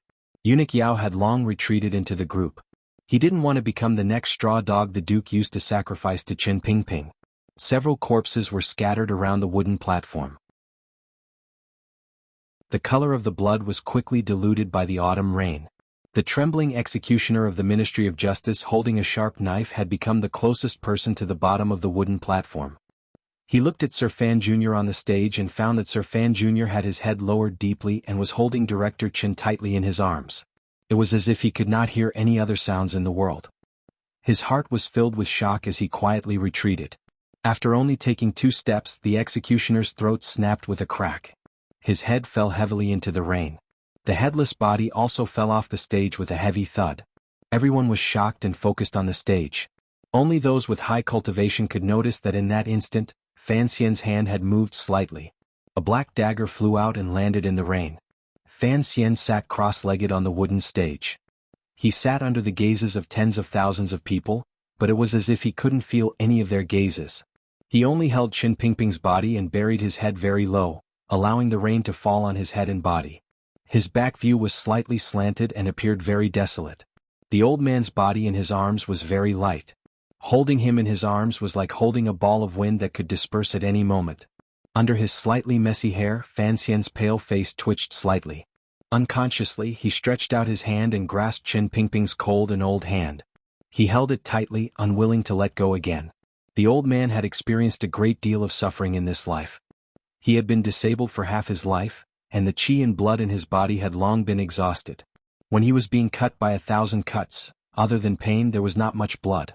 However, the torture of so many cuts still caused the blood to pool uncontrollably. It soaked the black Overwatch Council robes Fan Xian had covered his body. It was sticky, hot, and scalding to the hand. In the autumn rain, Fan Xian gently held his thin and weak body, terrified of causing him more pain. He held his cold hand tightly, terrified that he would leave just like this. "If you don't want to come back, who can make you come back? Why did you drag me to Dongyi?" Fan Xian said in a low and raspy voice. His dry lips had been soaked in the rain until they were white and peeling. He appeared very pitiful. "Who have I worked hard for these years? Who have I not wanted you old people to be able to leave Jingdo and live a good life? I have always worked hard. You know that I know everything." Fan Xian's head lowered even more and gently leaned against the old man's wrinkled cheek. His body swayed gently in the rain as if he was coaxing the old man in his arms to sleep. His hand suddenly tightened. The old man's hand gripped Fan Xian's hand tightly. However, all of his life force couldn't even hold one hand tightly. He didn't know whether it was because he couldn't bear to part with something or because he was afraid of something. In the wind and rain, on the ground and in the water, he wanted to hold on to something. Like a knife slowly tearing at his heart, Fan Xian's entire body was cold and terrified as he looked at the old man in his arms. He knew that he could not hold on much longer. Unconsciously, he tightened his grip on that hand until his fingers began to turn white and ache faintly. Qin Pingping's muddy and scattered gaze slowly moved through the rain. He saw the familiar royal palace, the sky covered in rain clouds, and the blurry figure of the emperor on the palace walls. However, he could not clearly see the person's face. Then he saw Fan Xian's face beside him. A glimmer of a smile flashed through the old man's muddy but clear eyes. The old man knew that he was about to leave the world he had lived in his entire life. His eyes gradually dimmed. He could not clearly hear any sound between heaven and earth. The light in front of him also gradually transformed into strange shapes. In this instant, perhaps his legendary life flashed quickly before his eyes like a slideshow.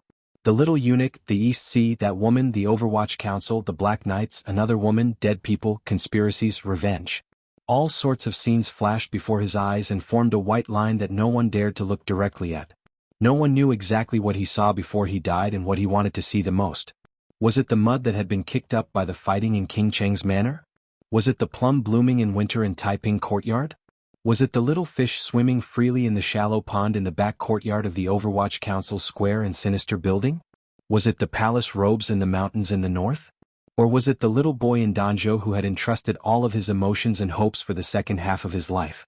Amidst the sound of wind and rain, Qin Pingping suddenly heard some sounds. It was singing. It was a graceful and familiar song. It was a song he had heard countless times in Qin Garden. Those concubines were all beautiful. Those songs were all beautiful. The old man had risen and fallen in the darkness all his life. He was cold and cruel, but he had the most gentle desire to collect and love beauty. If tragedy was to destroy the beauty of the world for others to see, then Qin Pingping's life was only to destroy what he thought was ugly and filthy. He threw himself into the ugliness and filthy and then looked at all the beautiful things from a distance. If I hear the sound of rain, who will be happy? After climbing mountain after mountain, there is a happy song in the rain. Hearing the song, my mood will be happy. This was a song that the women of Qin Garden had once loved. In the wind and rain, it once again rang out in Qin Pingping's ears. With difficulty he opened his eyes and looked at the people in the world. Hearing this graceful voice, his bloodless lips moved slightly. It was as if he was singing along, but no sound came out of it. Qin Pingping suddenly looked at Fan Xian and asked, "Chest?" Fan Xian gave a very ugly smile and said by the old man's ear, "It's a gun. A firearm that can kill from a long distance." This was probably the last question Qin Pingping had in his life, so he asked it at the last moment. Hearing Fan Xian's answer, the old man's eyes lit up slightly. It was as if he had not thought it would be this answer. He was slightly surprised and relieved. A gurgling sound came from his throat as he panted hurriedly. A cold and proud expression rose to his face. "This thing. Also have it." Fan Xian didn't say anything. He just sat in the autumn rain and gently held him. He gently shook his head. He felt the old body in his arms grow softer and softer. The old hand he held tightly in his hand grew colder and colder. In the end there was no longer any warmth. Qin Pingping died. He died in the arms of the little boy he loved the most in the autumn rain. Before he died he knew the truth about the chest. His face still carried a cold, proud and insufferably arrogant expression. Fan Xian woodenly held the gradually colder body. He lowered his head and pressed it against the old man's icy face. He quietly said a few words. Suddenly he felt that the wind and rain that filled the sky were like knives cutting into his body. It caused him great pain and was difficult to bear. This pain burst forth from his heart and traveled to every inch of his skin. It was like a death by 1,000 cuts. In the end it finally exploded out. On the little wooden stage in the autumn rain, a loud cry suddenly exploded. It was a cry that broke one's heart. It was a cry that tore at one's liver and pained one's lungs. It was a cry that was so sorrowful that the autumn rain didn't dare to fall. It was a cry that tens of thousands of people couldn't bear to hear. In the 20 years since his rebirth, Fan Xian had never cried to anyone. Even though there were a few times when his eyes were wet, he forcefully pushed them down. No one in this world had ever seen him cry. No one had ever seen him cry so thoroughly and with such sorrow. A myriad of emotions were all vented in this loud cry. The tears were unable to blur his face. They only washed away the remaining dust on his face that not even the autumn rain could wash away. Just like how the autumn rain could not be stopped, the tears could not be stopped either. Just like this, endless sorrow surged out of his eyes. The sorrowful cry from the small wooden platform in the execution field penetrated the autumn wind and autumn rain and spread to every corner of the royal palace. It pierced into everyone's ears and caused countless people to immediately feel grief in their hearts, a chill in their hearts. When this cry landed in some people's ears, it gave rise to a powerful sense of fear. Other than this, it was a clear signal. Old Director Qin had finally died. No one knew if there were people who secretly rejoiced or let out a large breath because of this fact. However, not a single official in the wind and rain showed any emotion on their faces. Perhaps sorrow flashed through some eyes. Most of them maintained their solemnity and slight nervousness, as well as a faint sense of loss at the bottom of their hearts. One of the pillars of the Qin kingdom had snapped. The civil officials who had been suppressed by the Overwatch Council in darkness for decades and could not catch their breath, and who were like fire and water in the court disputes, suddenly felt a chill in their hearts. The ancestor of the Overwatch Council had died just like this? They seemed to find it difficult to accept this reality for a moment. In their eyes, it seemed that this terrifying figure covered from head to toe in black fog would never die. Countless people thought of countless scenes because of Qin Pingping's death. No one dared to deny the work Qin Pingping had done for the Qin kingdom over the decades of wind and rain. In this long scroll of history, the thick black ink used to illuminate the clear was this person and the Overwatch Council he had created. Without this ink, where would this long scroll have its spirit? When Fan Xian's cry pierced through the wind and rain and reached the top of the royal palace walls high above, no one noticed that the Qing emperor, dressed in dragon robes and imposing with an imperial aura, had made a very small movement. His entire body leaned forward slightly, only the distance of 2 fingers. A moment later, the emperor valiantly straightened his back again, maintaining the distance between his emotionless face and the execution field filled with the scent of blood in the rain. No one noticed that the emperor's hands, hidden in the sleeves of his dragon robes, were slowly clenched tightly. At this moment he watched his old companion and servant, who had followed him for decades, die. The old man who had watched him go from an unremarkable heir to the most dazzling warrior in the world, died so decisively. What did the emperor think? What did he feel? Was it a kind of emptiness that came from the depths of his heart, or a kind of anger that even he could not explain and had no idea where it came from? At the top of the royal palace walls, Yan Bingyun lowered his head deeply, even lower than all the officials beside him. His body faced the direction of the execution field. Through the curtain of rain, he could still see Sir Fan Jr.'s indifferent and wooden appearance as he held the old director's body. His body trembled slightly. He thought of the words the old director had once said to him in the square building of the Overwatch Council. "One day I am going to die. Fan Xian will go crazy." Yan Bingyun abruptly raised his head and took a deep breath. Wiping away the rain on his face, he continued to secretly give orders to all sides. The secret agents hidden in the crowd watching the execution could act at any moment. He wanted to compress the madness that could happen next into the smallest possible area. Of course, Yan Bingyun hoped that none of this would happen. The person had died. Although the death by 1,000 cuts had not been completely completed and the executioner had been cut in half by Fan Xian with resentment, there was no need to continue. The autumn rain continued to fall miserably, but no one left the square in front of the royal palace. It was as if everyone knew what was about to happen. The ascetic monks surrounding the execution field slowly approached the little wooden stage. The straw hats on their heads blocked the rain falling from the sky and hid the original expression on their faces. It was as if Fan Xian could not sense the danger below the stage. He just sat numbly on the wooden stage. He continued to hold Qin Pingping's body and did not put it down. His tears had already mixed with the rain and gradually stopped. Fan Xian suddenly stood up. However, his figure swayed slightly. It looked like these days and nights of traveling thousands of li had exhausted him. The anger and sorrow that pierced his heart made his state of mind show signs of exhaustion. However, the figure on the wooden stage swayed in the rain. This startled the hearts of the people around the wooden stage. They unconsciously took half a step back. Fan Xian indifferently held Qin Pingping's body and walked down the wooden stage. He didn't even glance at these people. It was as if they didn't exist. These people surrounded the wooden stage and waited for the order from the emperor in the royal palace. The emperor looked at the scene below the palace walls with a pale face. Complicated emotions flashed through his deep eyes. Starting from the Hanging Temple incident, his admiration for Fan Xian was built on the foundation that his son was a loyal and righteous person. Although he had not thought that Fan Xian would be able to make it back, he did not find it strange when he saw this scene. Even the emperor was not worried. In his heart, he thought Enji was a pitiful child who had been deceived by Qin Pingping, that old dog. Perhaps Enji still did not know how much Qin Pingping wanted to kill him, kill all of his sons and cut off his line of descendants. When he looked at Fan Xian's desolate figure, the emperor could not suppress the sadness and anger he felt. He was hurt by what Fan Xian had demonstrated. He was angry that even though Qin Pingping, that old dog, was dead, he could still easily steal the heart of his favorite son. Just like that woman who had died many years ago. The emperor was silent for a long time. The injury that he had forcefully suppressed also gradually split open because of the agitation in his heart. Blood seeped out of his chest and onto the dragon robe he wore. It was particularly shocking. He shook out his sleeves and left the top of the palace walls with a cold expression. Below the royal palace, Fan Xian carried Qin Pingping's body and left the little wooden stage soaked in the rain and blood. He walked toward the west side of the square. His steps were particularly slow and heavy. Until now, he still did not glance toward the top of the palace walls. The emperor had already left. No one in the world dared to block Fan Xian's path. Everyone unconsciously opened up a path. The crowd was like the surface of the sea being cut open by a sword. The waves gradually rose and opened up a path through which reefs could be seen. In the rain, Fan Xian carried Qin Pingping and left. Who was a great hero? How could one be called a hero? This was a question that everyone had different opinions about.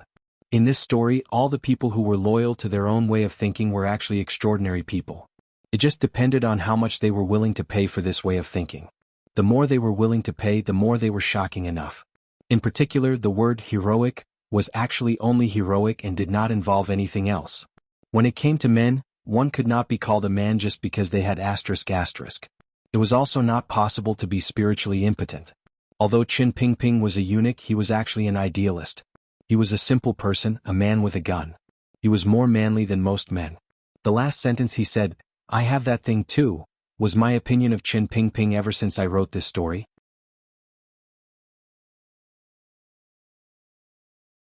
Chapter 705. The first 2 rains of early autumn came and went abruptly, with an inexplicable feeling.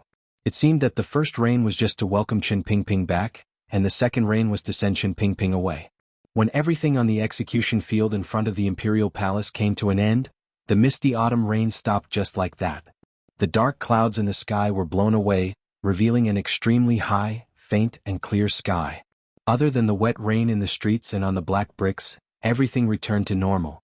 The people of Jingdo saw such a shocking scene, but no one dared to discuss anything. They silently dispersed along the various streets. The officials in front of the palace gates looked at each other. They didn't know what to do next. The emperor had already returned to the palace. The little duke carried the old director's body and left. The rainwater flowing all over the ground did not converge into one, making them very confused. After thousands of years of traveling back to Jingdo, Fan Xian and the 500 Black Knights had already broken countless Qing laws and Overwatch Council rules. Furthermore, when he had broken into Jingdo, he had casually killed so many court officials. Additionally, he had caused a disturbance on the execution field in front of the emperor. Logically speaking, this was an unforgivable crime. However, the emperor had not spoken. Who could punish Fan Xian for his crimes? Who dared to punish Fan Xian for his crimes? Who? The scholar walked down from the top of the royal palace walls. Many officials bowed to him. This scholar had maintained his silence. He looked at the faint traces of blood on the wooden stage that had been washed away by the autumn rain.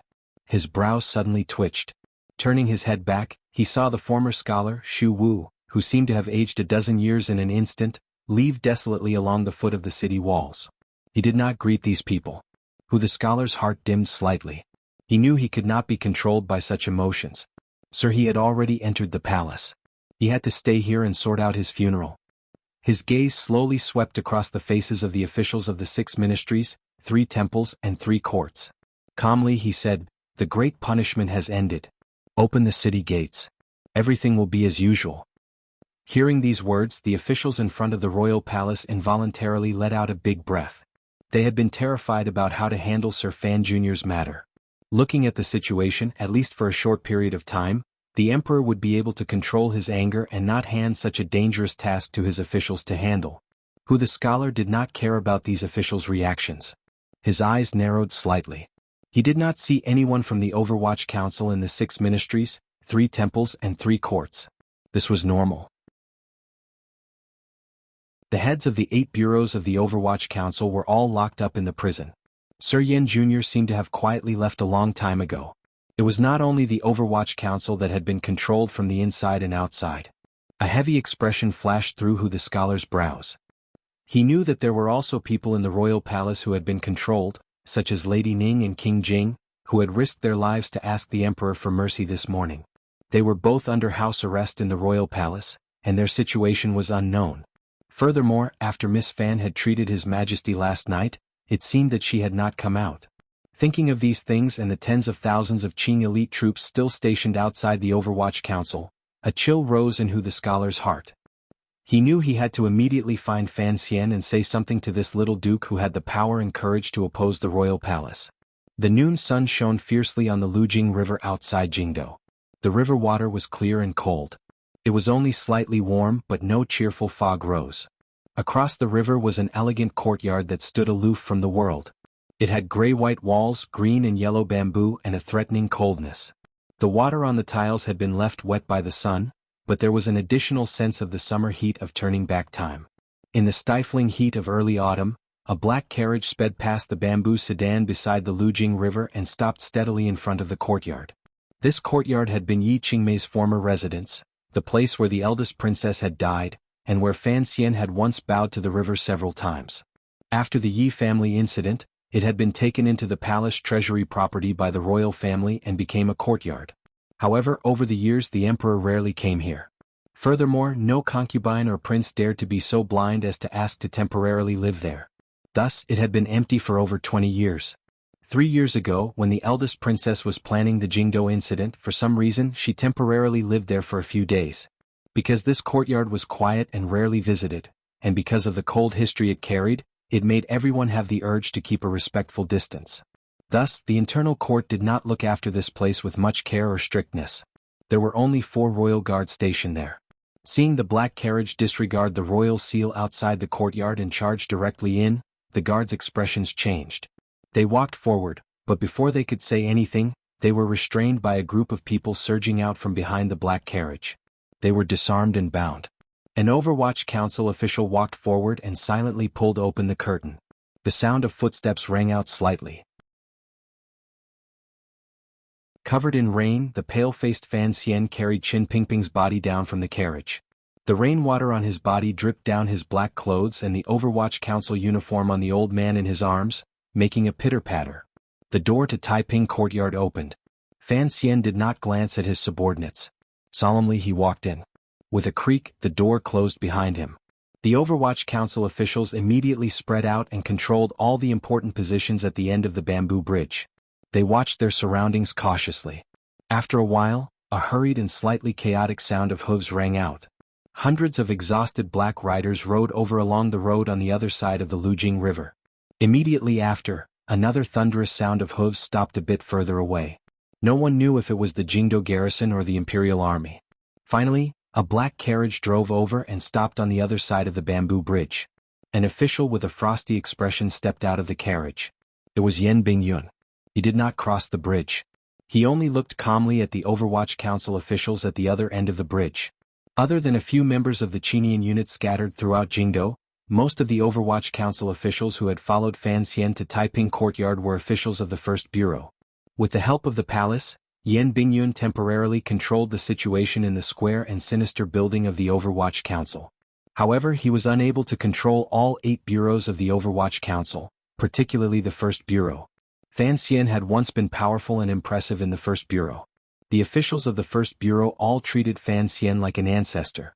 Not long after the curtain fell on the show in front of the royal palace and Fan Xian left the square in front of the palace with Qin Pingping's body, an official of the First Bureau drove a black carriage to receive him. Yan Bingyun narrowed his eyes and looked at his colleagues at the other end of the bridge. He did not feel anything strange about the high prestige Fan Xian had in the council, particularly in the First Bureau. He only felt it was strange. The emperor had also sent people to keep an eye on the First Bureau. News did not flow smoothly. Fan Xian had just returned to Jingdo. How did these First Bureau officials know? Furthermore, they had so coincidentally received him. This was truly puzzling. Yan Bingyun did not know that the young mistress of the Fan Manor had reacted as soon as the news of Qin Pingping's attempt to assassinate the emperor came out. She had already made preparations for her husband and had secretly maintained contact with the First Bureau the entire time. When Fan Xian rode alone into the execution field, the people of the First Bureau had already begun to move. As for the hundreds of exhausted Black Knights who could not be underestimated, they had received Fan Xian's earlier orders and were set to gather at Taiping Courtyard. Before Fan Xian entered the capital, he had thought it through. Regardless of whether or not he could save the old cripple, he and these people would probably have to meet at Taiping Courtyard. Yan Bingyun stood at the head of the bridge in silence for a long time. He tidied up his wet official robes and walked toward the bridge alone. The creaking sound continued. He finally reached the other end of the bridge. Under the wary, hateful and disdainful gazes of the First Bureau officials and secret agents, he bowed and said in a heavy voice, "Yan Bingyun of the Fourth Bureau requests an audience with the director." Fan Xian didn't know that Yan Bingyun had already appeared outside Taiping Courtyard. He was certain that someone was coming to see him and persuade him. He could even accurately understand how many people followed behind him as he walked out of Jingdo step by step. How many of the Qing Kingdom's elite troops were gathered outside Taiping courtyard, waiting for the success of his persuasion. Whether it was successful or not, this was all the emperor's will, right? He didn't think about this and couldn't be bothered to think about it. He only felt very tired and exhausted. His body was very empty. The zhenqi that was usually as abundant as mountains and rivers seemed to have been spat out in that cry earlier. The turbid air in his chest had been spat out, and the zhenqi had also been spat out. All that was left was emptiness. Fan Xian felt that his footsteps had never been as heavy as they were today. His body had never been as weak as it was today. The old man in his arms was clearly very light, but why was he becoming heavier and heavier? So heavy that he almost couldn't hold him anymore. His slightly damp hair fell on his forehead. He carried Qin Pingping across the grass, past the flowering tree and the little lake. He came to a secluded place. There were flowers on the wall. He gently plucked a small yellow flower that was curled up and blooming. Then he stretched out his hand and gently pressed on a corner of the flower wall. With a few creaking sounds, a hole slowly appeared on the ground.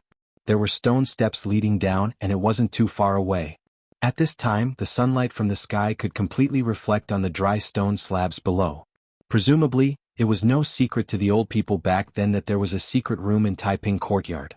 Even the young eldest princess had once found one in the courtyard. After the Yi family incident, the emperor should have come to the courtyard to investigate the whereabouts of the box. However, he did not find it. Additionally, he always had strange feelings toward the courtyard, so he never came again. For Fan Xian, this secret passage was very familiar.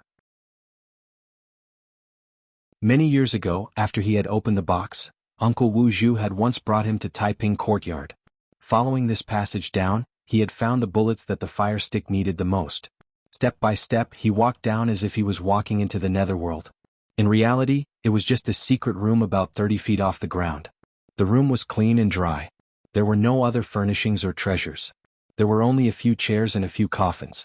Fan Xian placed one hand on the edge of the coffin and used a little force to lift the lid. He then carefully placed the old man's thin and weak body in his arms inside. Taking out a small porcelain pillow, he carefully placed it behind his head. Looking at the silk inside the coffin, Fan Xian tilted his head slightly and did not close it for him. Qin Pingping's eyes were tightly closed. His naked body was only covered by the Overwatch Council robes that Fan Xian had taken off. Fan Xian stood by the coffin and quietly looked at his thin cheeks and sunken eyes. He suddenly felt that this completely black clothing was more suitable than those beautiful silks. The completely black clothing was the Overwatch Council's official robes. What Fan Xian had taken off was the uniform of the director of the Overwatch Council. In Fan Xian's opinion, Qin Pingping's life was difficult to say. Presumably, he would like to die as the director of the Overwatch Council. Fan Xian stood quietly by the coffin and looked at the sleeping Qin Pingping. He thought of how on the execution field earlier in the autumn rain, this old man seemed to have gradually fallen asleep in his arms. Before he fell asleep, he held his hand tightly. He shouldn't be afraid, right? Looking at the old and pale face, Fan Xian suddenly thought of many things. When he was very young, this old man who liked to put a wool blanket on his knees, had teacher Fei Jie teach him so that he could learn the ability to protect himself in this dangerous world. From a young age, he had familiarized himself with all of the rules and structure of the Overwatch Council. Probably from the day he was born, the old man had already decided that he was going to leave the Overwatch Council, which he viewed as his most precious treasure to him. Fan Xian thought of the first time he saw Qin Pingping. It was in that dark room in the Overwatch Council. It was clearly the first time the two of them had met, but when he looked at the old cripple in the wheelchair, it was like seeing an elder he hadn't seen for a long time. A natural closeness wrapped around the two of them. That day, Fan Xian had lowered his head and gently hugged the thin and weak Qin Pingping. He pressed his face against it just as he had hugged and pressed his face against it today. Watching the fish by the shallow pond, discussing the world, gently playing with the flowers, and dancing in the two wheelchairs in Qin Garden were probably things that could never appear again, right? He couldn't think about it anymore. Fan Xian closed his eyes tightly and immediately opened them. Lowering his body, he picked up the cowering little yellow flower in his hand and gently pinched it into the white hair at Qin Pingping's temples. After a long silence, Fan Xian didn't say anything more. He closed the lid of the coffin and picked up the large nails he had prepared at the side. Aiming them at the edge of the coffin lid, He channeled his chi into his palms and brought them down. A series of muffled thuds rang out. Fan Xian silently brought his palms down one by one and hammered all of the large nails down. He nailed the entire coffin firmly and shut the old man in another world, a world he would never be able to touch again. After doing all this, Fan Xian looked at the black coffin in a daze. This was only a temporary solution. There would come a day when Fan Xian would send the old man back to his hometown or a place no one knew about. He would not let him stay forever near this dark Jingdo. Although this was Taiping Courtyard and presumably Qin Pingping liked to live here, it was still too close to Jingdo and the royal palace. Fan Xian's body swayed slightly. He felt a boundless tiredness and exhaustion begin to surge into his heart. He sat down on the tall wooden chair beside him. Placing his legs on the side of the chair, he buried his head deeply between his knees. His hands hung weakly by his side. The cut on his right palm from the nail began to bleed. The blood dripped onto the ground. Fan Xian sat with his head buried. He didn't know how long he sat. The rainwater that had accumulated on the lawn of Taiping Courtyard above his head began to flow down the stone steps, wetting layer by layer and cooling layer by layer. The sunlight slowly moved in the sky. The light in the dark underground room also flickered between bright and dark. No one knew whether it was the angle of the light or the thickness of the clouds that caused all of this. A sliver of sound traveled into Fan Xian's ears. He slowly raised his head from between his knees and walked down the chair. Glancing at the silent and dark coffin again, he walked up the wet stone steps. After a strange sound, the secret door above the stone room was tightly shut. No more sunlight or running water could seep in. The place returned to peace and darkness. Fan Xian walked along the grassy path beside the lake toward the door of Taiping Courtyard. When he was not far from the wooden door, he heard the low voice of a subordinate reporting. A complicated expression flashed across Fan Xian's cold face. He quietly said something and then sat down on a broken tree in the courtyard. The wooden door opened. Yan Bingyun walked in and stood in front of Fan Xian with his head lowered. He didn't speak for a long time. Perhaps he didn't know how to start. Starting from the day the palace began to move, you should have been involved from beginning to end. I don't want to miss out on any details. Fan Xian sat tiredly on the broken tree root with his right hand on his knee. His face was unhealthily pale. Yan Bingyun glanced at his right hand and found it was bleeding. His heart jumped slightly, but he didn't explain too much. Instead, he calmly said, "On the second day I was summoned into the palace. After receiving an edict, I began to make arrangements. As for Scholar he capturing Gauda in Dajo and the Emperor using this matter to keep the director in Dajo and then using the Jingdo garrison to capture him, I only know the general situation and not the details." "Tell me the details you know." Yan Bingyun looked at Fan Xian, who had his head lowered. He found that Sir Fan Jr. was different from any other time. His facial expression was calm, so calm that it made one's heart tremble. It was not a reaction a normal person should have. From that morning when the Jingdo garrison escorted the black carriage into the capital, to the argument in the royal study in the royal palace, to the emperor being heavily injured, to Qin Pingping being injured by the porcelain cup and being sent to the Overwatch Council prison, Yan Bingyun didn't hide any details. He even clearly explained the ugly role he had played in all of it. Fan Xian was silent for a moment. He then slowly raised his head and looked at him. "Then why are you following me now? Do you want to drag that old cripple back and cut him a few more times? Or do you want him to die without a burial?" Yan Bingyun didn't need to control his emotions in front of him. A sliver of unfeigned sorrow appeared on his face. In a raspy voice he said, "I had to see you. I had to guarantee that you wouldn't go crazy." "What is going crazy? Rebellion?" The corners of Fan Xian's mouth twitched slightly. His laughter was full of coldness. "Aren't the Jingdo garrison and Imperial Army troops outside used to do this?" At this moment, smoke and dust were faintly discernible outside the courtyard. It had clearly just rained, yet it was dry. Who knew how many troops were lying in ambush outside the Taiping courtyard and how many aces were used to suppress Fan Xian? Yan Bingyun valiantly controlled his state of mind. Looking at Fan Xian, he coldly said, "No matter what, the old director is already gone. No matter how angry you are, you can't change anything. Even if you can escape Jingdo, what can you do? Deng Ziyu is in Shiliang, Su Wenmao is in the palace treasury in North Min, Xia Qifei is in Suzhou, and the generals of the Qinian unit and the most powerful officials and secret agents in the council have all been sent out by me to places you control the most. Once you leave Jingdo, you can once again gather 60% of the Overwatch Council's power. But what can you do?" Fan Xian looked at him coldly and didn't say a word. "Very well. Presently you are the master of Dongi Sword Hut. You have countless swordsmen under your command. Additionally, the Great Prince is currently leading 10,000 elite soldiers stationed in Dongi. However, those 10,000 elite soldiers may not be completely under the Great Prince's control. Taking 10,000 steps back, would the Great Prince rebel against the Emperor because of you or the old director? Yan Bingyun's lips were a bit dry. His throat was a bit congested with blood, but he still forcefully said, "The heir Hongqing is in Dingzhou. He's your best friend. Even if he raises troops for you, would the Dingzhou army listen to him?" It has to be said, in this world only you have the power to stand against the Emperor. But you are still not a match for the Emperor. Are you done? Fan Xian looked at him with narrowed eyes and tiredly shook his head. If you want to convince me, shouldn't you take out the letter Qin Pingping personally wrote for you? Yan Bingyun's body shook. He had thought that what he had done within the Overwatch Council these few days would anger Fan Xian. He had not thought that from the beginning Fan Xian had already found out everything.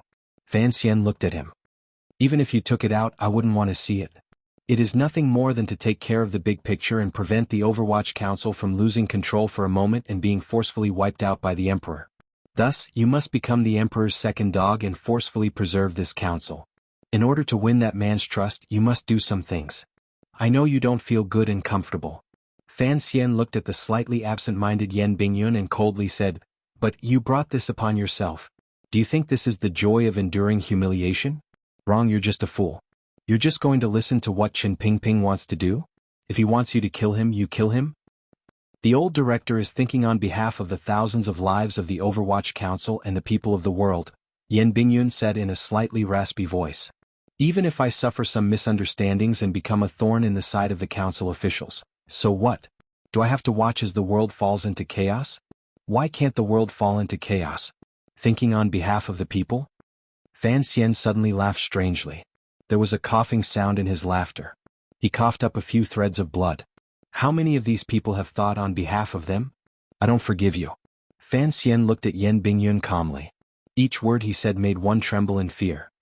Everything for the Qin kingdom, everything for the Emperor, everything for the world. This is your attitude, not mine. For the people I care about, so what if tens of thousands of people die? You didn't do all of this for me. So I don't forgive you. Yan Bingyun knew that under Fan Xian's gentle exterior was a heart that loved and hated intensely. After a long silence, he suddenly opened his mouth and said, "I don't need anyone's forgiveness. The old director's choice is the same as mine, so I did it. For the Qin kingdom I can do anything." "Very good. Only like this can you become a good official of the Emperor. For those dead people he might be a good emperor." Fan Xian slowly stood. "For me, neither he nor you are people I can place a sliver of trust in. In your hearts, there are things more important than companions.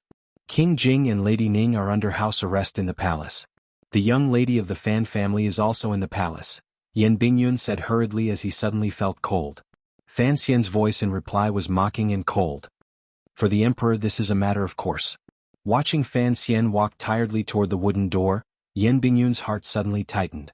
A difficult-to-suppress fear surged in his heart. It was not fear for himself. Rather, he was worried about Fan Xian. In a loud voice he asked, "Where are you going?" Fan Xian's hand froze slightly on the wooden door. He didn't turn his head. Tiredly he said, "Going home to sleep." Walking out of the wooden door of Taiping Courtyard, he looked at the officials of the First Bureau of the Overwatch Council at the end of the bridge as if they were facing a great enemy.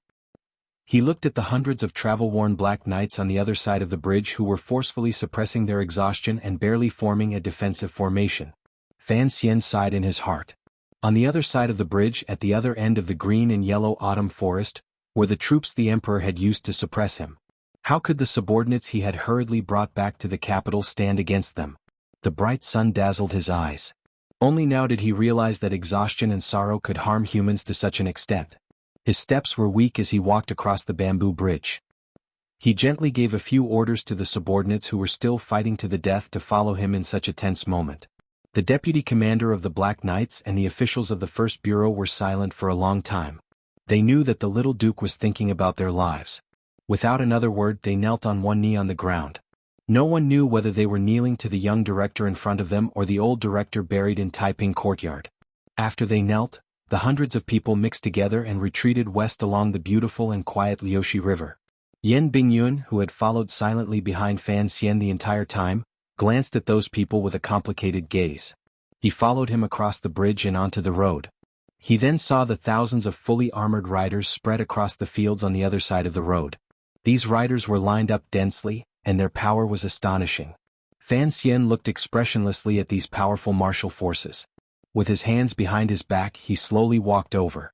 Under countless wary gazes, he walked in front of the commander. In a raspy voice he said, "Have the scouts and ambushing soldiers withdraw. I want not a single one of my people hurt." Yi Zhong narrowed his eyes slightly. A cold light flashed through them. "I've caught a cold. It's been 2 days. I can't take it much longer. I've taken large amounts of medicine, but my entire body is still sore. My head is dizzy and I feel very uncomfortable." There are a lot of good things missing in the book review section because the leader has also been sick recently. I really feel sorry for the friends who worked so hard to write reviews. If you have a long review, please send it to my email, xfstz@hotmail.com. Also, thank you to the brothers in Shuemu who cast their illegitimate children. It's been a long time since I've gone diving. Yesterday my thoughts jumped and I went to take a look. In the end, I saw the votes for idealism and rations. You like it? I'm very grateful.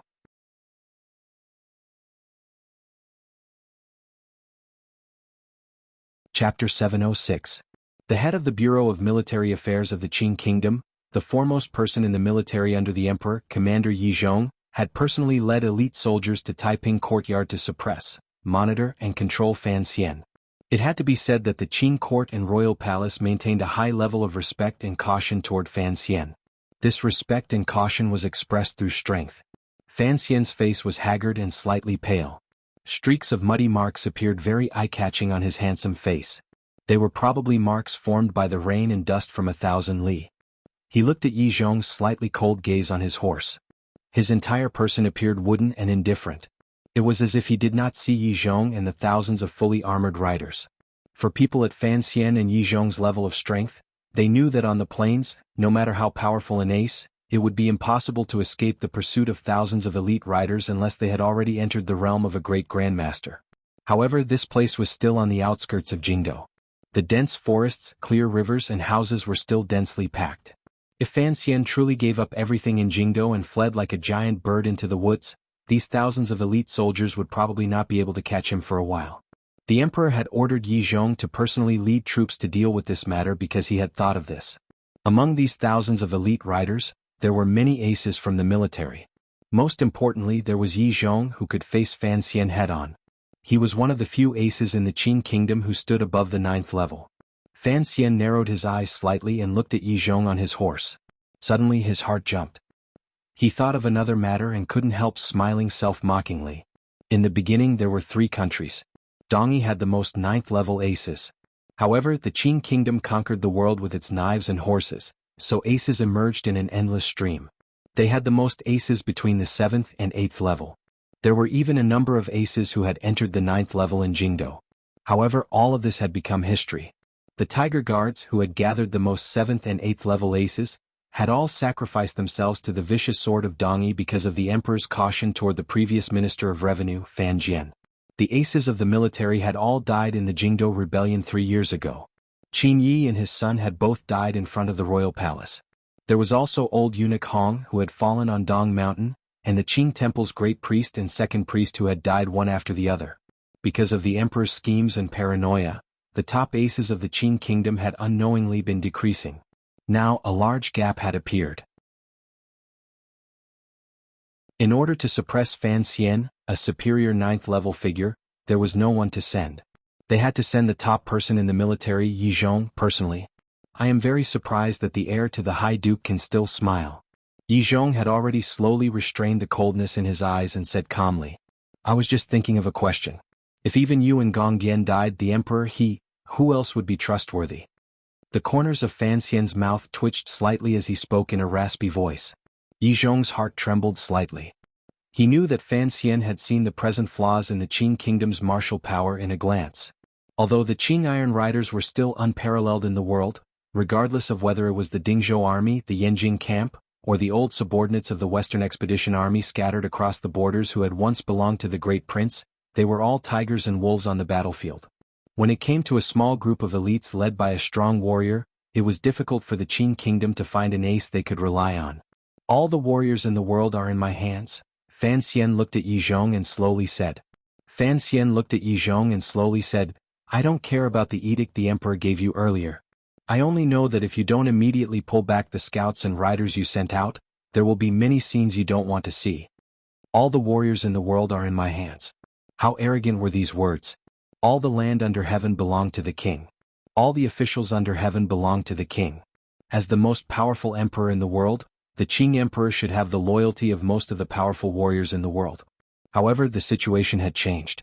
Regardless of whether it was luck or coincidence, Yi Zhong had to admit that most of the truly powerful aces in the world had fallen into Fan Xian's hands. Although Yi Zhong did not know the truth of the assassination in the Hanging Temple, the scene on the execution field earlier made him certain that the true aces in the Overwatch Council, such as the mysterious head of the 6th Bureau and the legendary younger brother of Sigu Jian, would follow Fan Xian's orders blindly. Most importantly, there were 13 disciples of the Sword Hut. Other than Yun Jilan, who had already become the master of Dongyi, there were 11 other 9th-level aces. The emperor has not given you a clear edict, Yi Zhong said in a heavy voice. But those Black Knights and the First Bureau officials who followed you out of the capital have broken Qing law and are conspirators in rebellion. Do you think the court will let them live? It is me who wants to protect their lives. Fan Xian lowered his head tiredly. He felt that negotiating with Yi Zhong here was truly tiring. Slowly he said, "You are a smart person. You know what to do. The emperor is currently angry. I heard he is also injured. I'm afraid it would not be wise to give an edict at this time. It is very difficult for me to control my emotions. I think you would not want to truly drive me crazy. Once I go crazy, it will not be good for you, me, the officials and people of the Qing court, or even that person in the palace." Fan Xian's body was hunched as he shook his head. You know what my bottom line is? Starting from the old cripple all the way to me, the style of the Overwatch Council is to protect our own. We will not allow our people to be harmed. I understand, but this is defying an edict. Yi Zhong calmly looked at the messy hair on Fan Xian's forehead. I am an official of the Qing kingdom. For all officials who break the law and rebel, I have the duty to capture and kill them. Don't say such useless things. Fan Xian waved his hand tiredly. There is no one else here right now.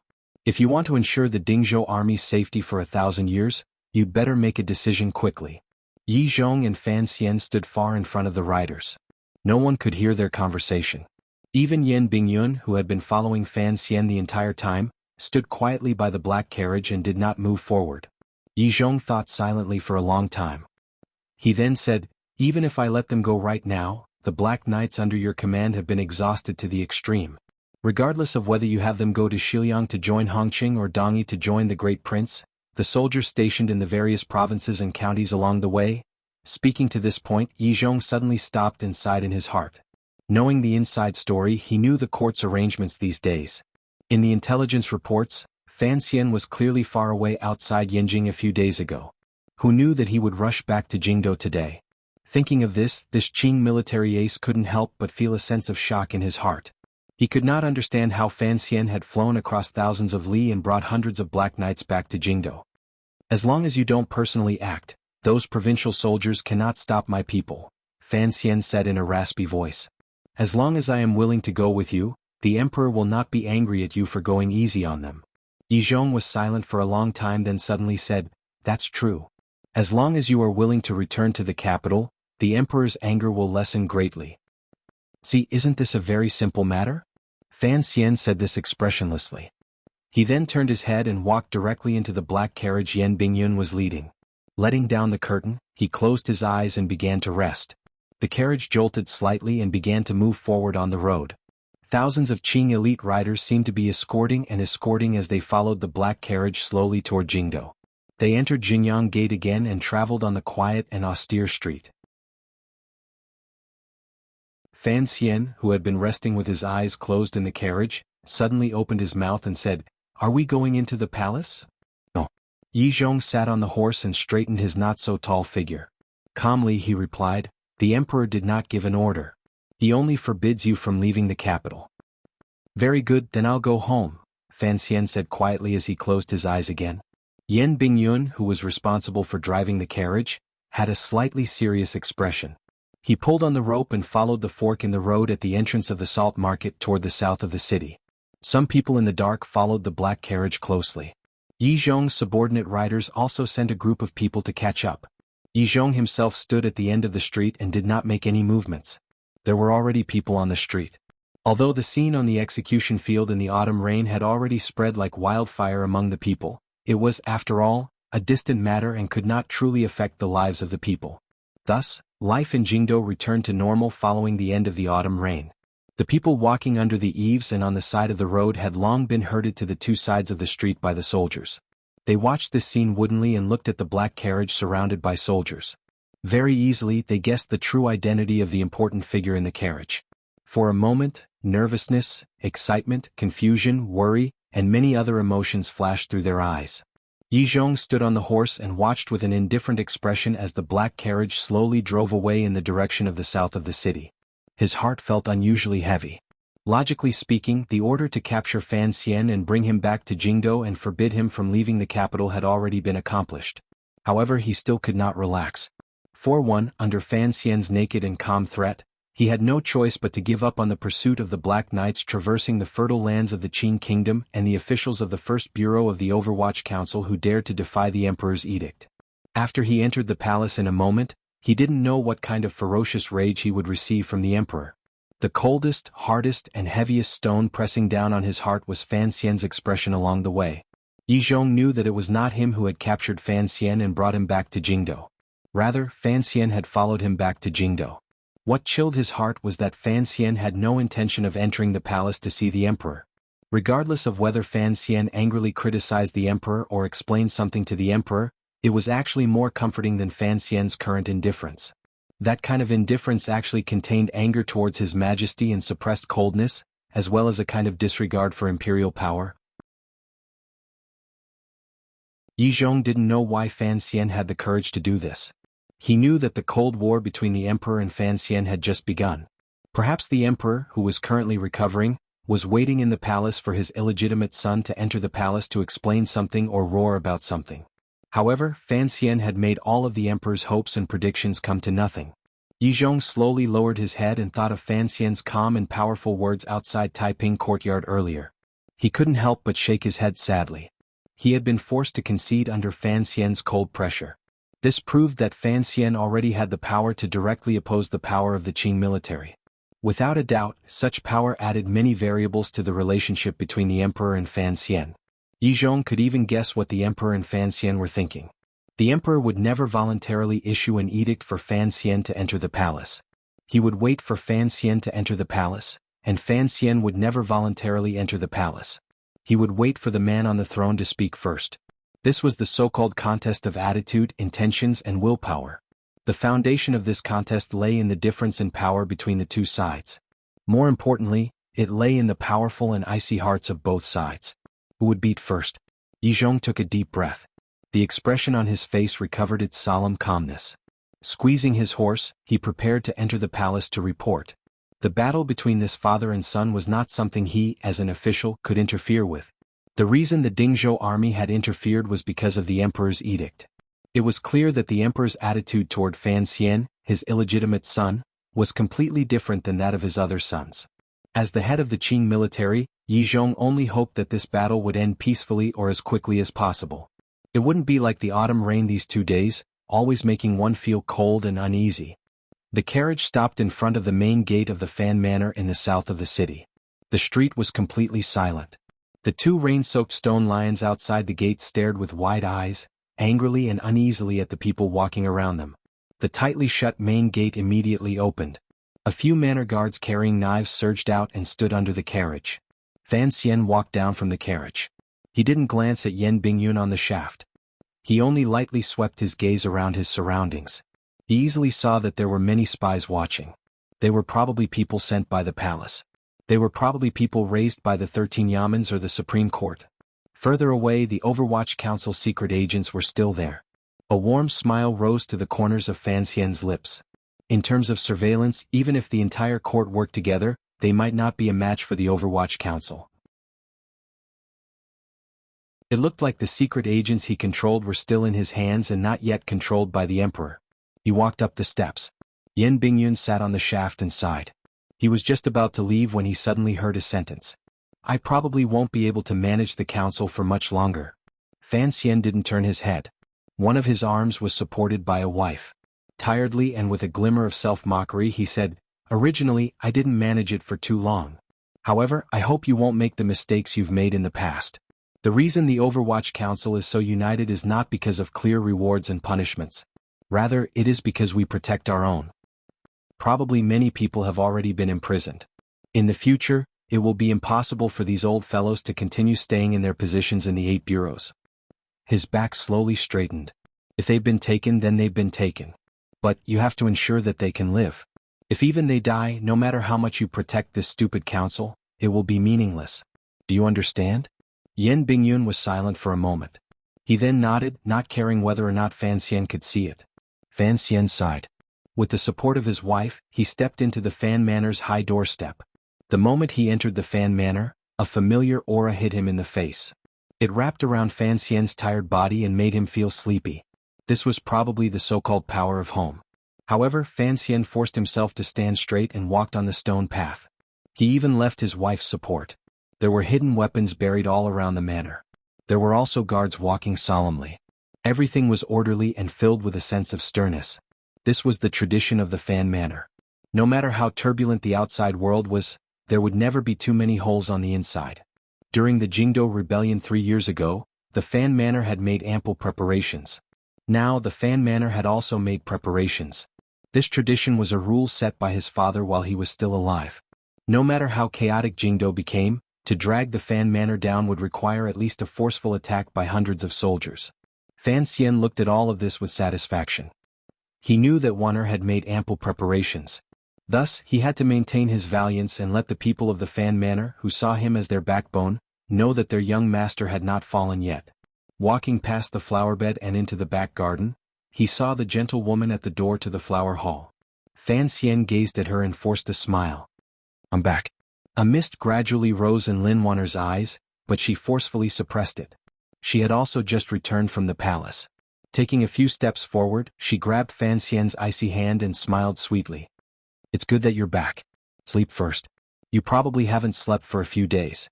I haven't slept for 6 days.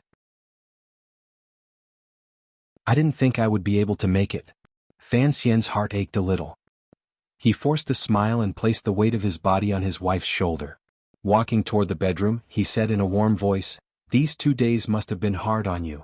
Not hard at all. Lin Wan'er helped him into the bedroom.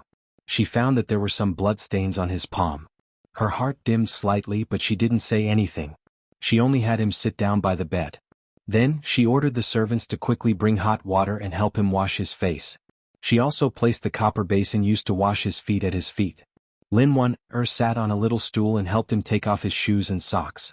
Only then did she realize that the many days of hard running, although he was riding a horse, had already made Fan Xian's feet and shoes seem to be connected. Particularly, the soles of his feet that were stepping on the stirrups had a deep, bloody mark. Lin Wan'er's heart ached. She carefully placed Fan Xian's feet into the basin of hot water. Fan Xian sighed. She didn't know whether it was because he was too comfortable or too sad. The outside of the courtyard is filled with people. There's no way to go in. Lin Wan'er lowered her head and gently rubbed his feet as she spoke quietly. The courtyard in this sentence referred to the square and sinister building of the Overwatch Council. When I left the capital earlier, some daring people from the First Bureau followed me out of the city. Fan Xian looked at the top of his wife's head and smiled warmly. I know it was you who told them. I've already arranged for them to leave. Don't worry. As for the courtyard, at least for now, the Emperor will not allow me to contact them. Lin Wan'er's hand froze slightly. She was worried about Fan Xian, but she was also thinking about whether or not she should say that matter. A moment later, she lowered her head and said in a trembling voice, Sister went into the palace yesterday to tend to the Emperor's wounds. She still hasn't come back. That's normal. Fan Xian had long heard this news from Yan Bingyun's mouth. Calmly he said, The Emperor has always grabbed people's weak spots tightly. Only the old cripple didn't have any weak spots for him to grab. That's why he ended up like this today. Speaking of Qin Pingping, Fan Xian's face darkened. In reality, Qin Pingping's only weak spot in this life was Fan Xian. However, this old cripple still separated Fan Xian in such a hopeless situation. leaving the emperor unable to grab hold of him. In the end, they could only walk into a deadlock. After saying this, Fan Xian fell asleep. With his feet in the basin and his head lowered to his chest, he fell into a deep sleep. Having not slept for a long time, he finally relaxed his state of mind in front of his wife. With a glimmer of unshakable sorrow on his face, he fell into a deep sleep.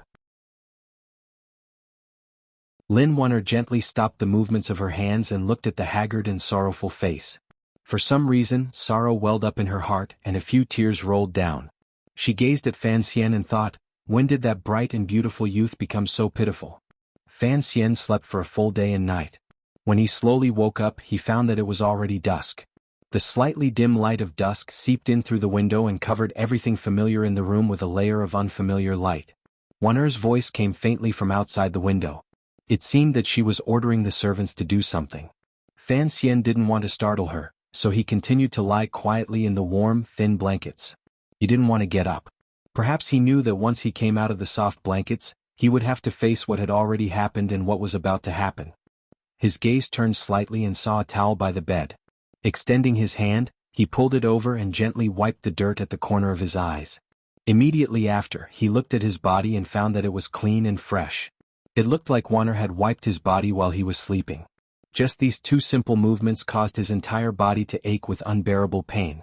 The 1,000 miles of rushing, the valiant fighting, and the pain that seeped deep into his bones had indeed caused him to weaken to the extreme. It was absolutely not something that could be recovered with a simple sleep. Fan Xian lay quietly on the bed and slowly activated the two powers of Jinqi in his body, particularly Tianyi Dao's natural method, to recover his Yuanqi. His gaze stared straight at the ceiling embroidered with complicated patterns and thought to himself, what is the man in the palace thinking at this time?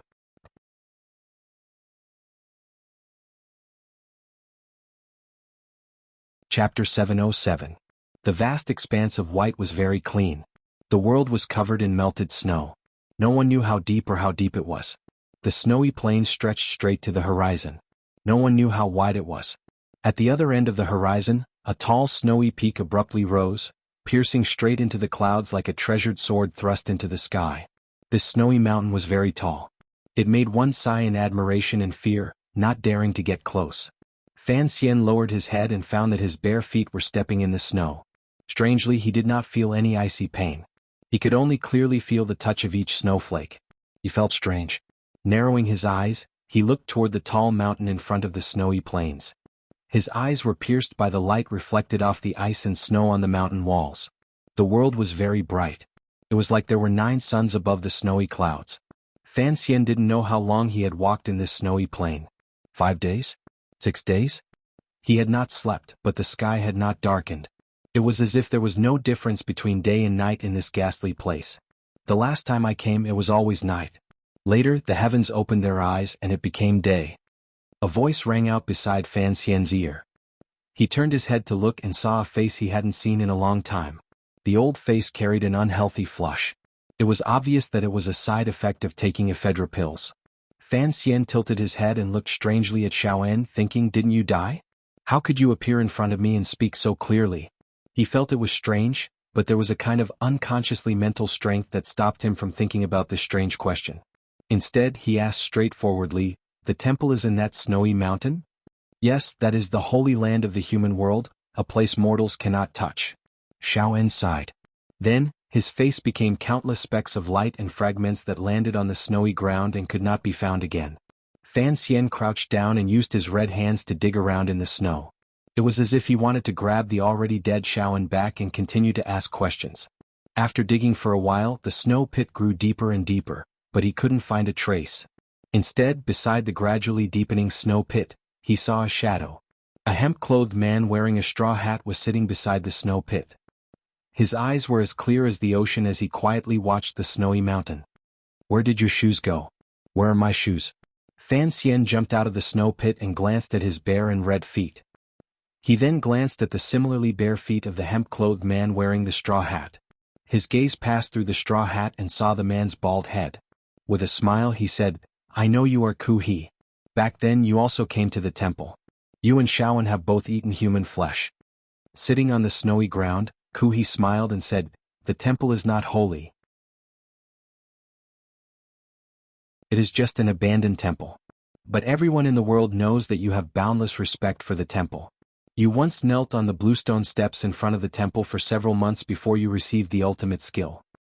But you know that's not the case. He turned his head and looked calmly at Fan Xian.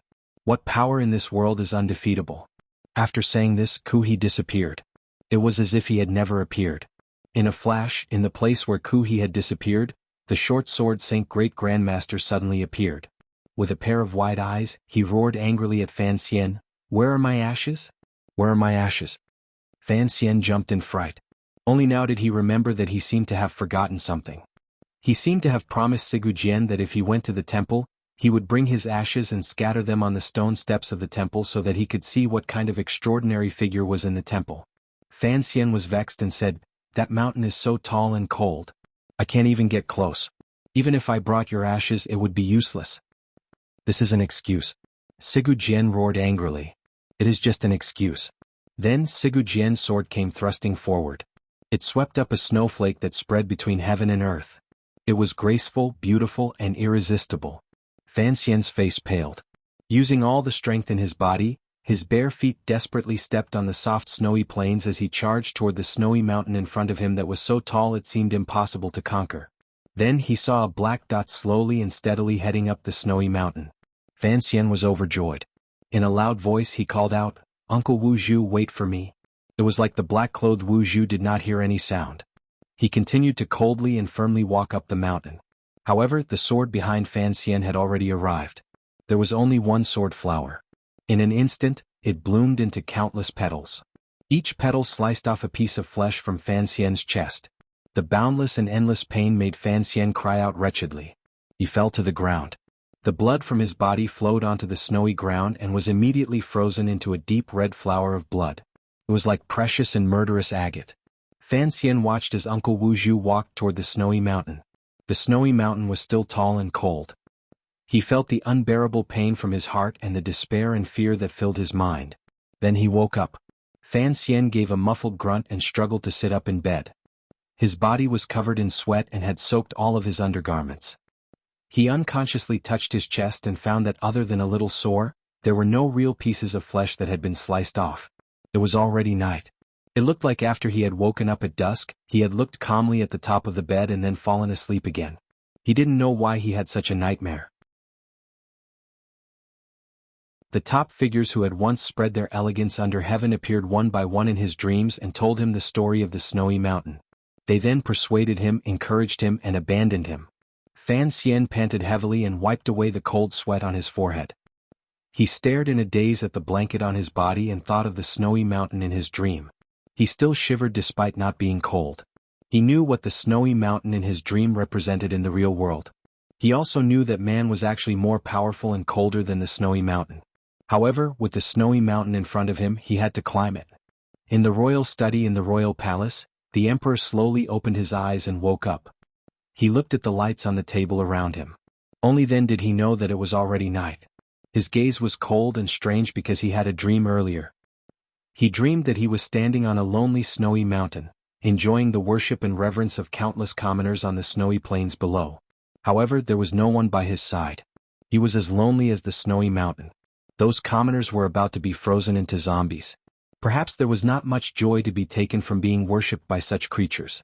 The emperor slowly closed his eyes and thought of the eyes that had coldly watched him in his dream, the eyes of those familiar companions. He didn't speak for a long time. "I want to burn my face," the emperor said.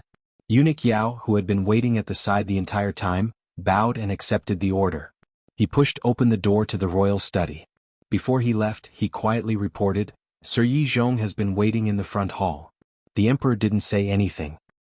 He waved his hand in annoyance and the door to the royal study was closed. Although the Qing emperor had his own palace in the back of the palace, he had been diligent in state affairs for many years. Additionally, he had extraordinary energy and was used to staying up late in the royal study to examine memorials. There were all kinds of bedding set up here, so he rarely returned to the palace to rest. Instead, he often spent the night in the royal study. It would not be a lie to say that most of the Qing emperor's life was spent in the royal study. Usually, after nightfall, other than the emperor, only his most trusted eunuchs could enter this quiet study. After eunuch Hong died and Hong Zhu lost power, The only person who could stay in the royal study at night was eunuch Yao. However, there was another woman in the quiet study today. There was a natural sense of calmness between the lady's brows. Her face was delicate and pretty. She wore a thin half-fur shirt and sat quietly on the round stool opposite the soft mattress. There was a box by her feet. The emperor glanced at the woman and warmly said, "You haven't rested much these 2 days. In a moment, go to the back of the palace to rest." Fan Ruoruo bowed calmly and didn't say anything. Ever since she had been brought into the palace at noon the day before yesterday to tend to the emperor's wounds, her movements had been greatly restricted. Although no one had said anything explicitly, she knew she had to stay in the palace. During these 2 days, the emperor had kept her by his side. Even when he was in the royal study looking at matters and when his subordinates reported on information related to the Fan Manor, Fan Ruoruo was always at the side listening quietly. The emperor did not seem to avoid her. The emperor glanced at her lightly and easily saw a glimmer of deep worry in the calmness between her brows. He knew what she was worried about. Strangely, the emperor had kept the young lady of the Fan family by his side not just to suppress Fan Xian or because Fan Ruoruo wanted to tend to his wounds. Rather, the emperor felt that this niece's refreshing and indifferent nature suited his temperament. Furthermore, when he casually chatted with her, regardless of whether it was about astronomy, geography, or the various sights of the world, Fan Ruoruo was always able to say a word or two to the emperor. "Don't worry about anything." The emperor coughed gently. Although Fan Ruoruo had miraculous hands and had already taken out most of the metal shards and steel balls in his body, the destructive power of Qin Pingping's wheelchair had been too great. No one knew that his injuries were actually very serious. The Qing Emperor was a great grandmaster, so he was able to survive.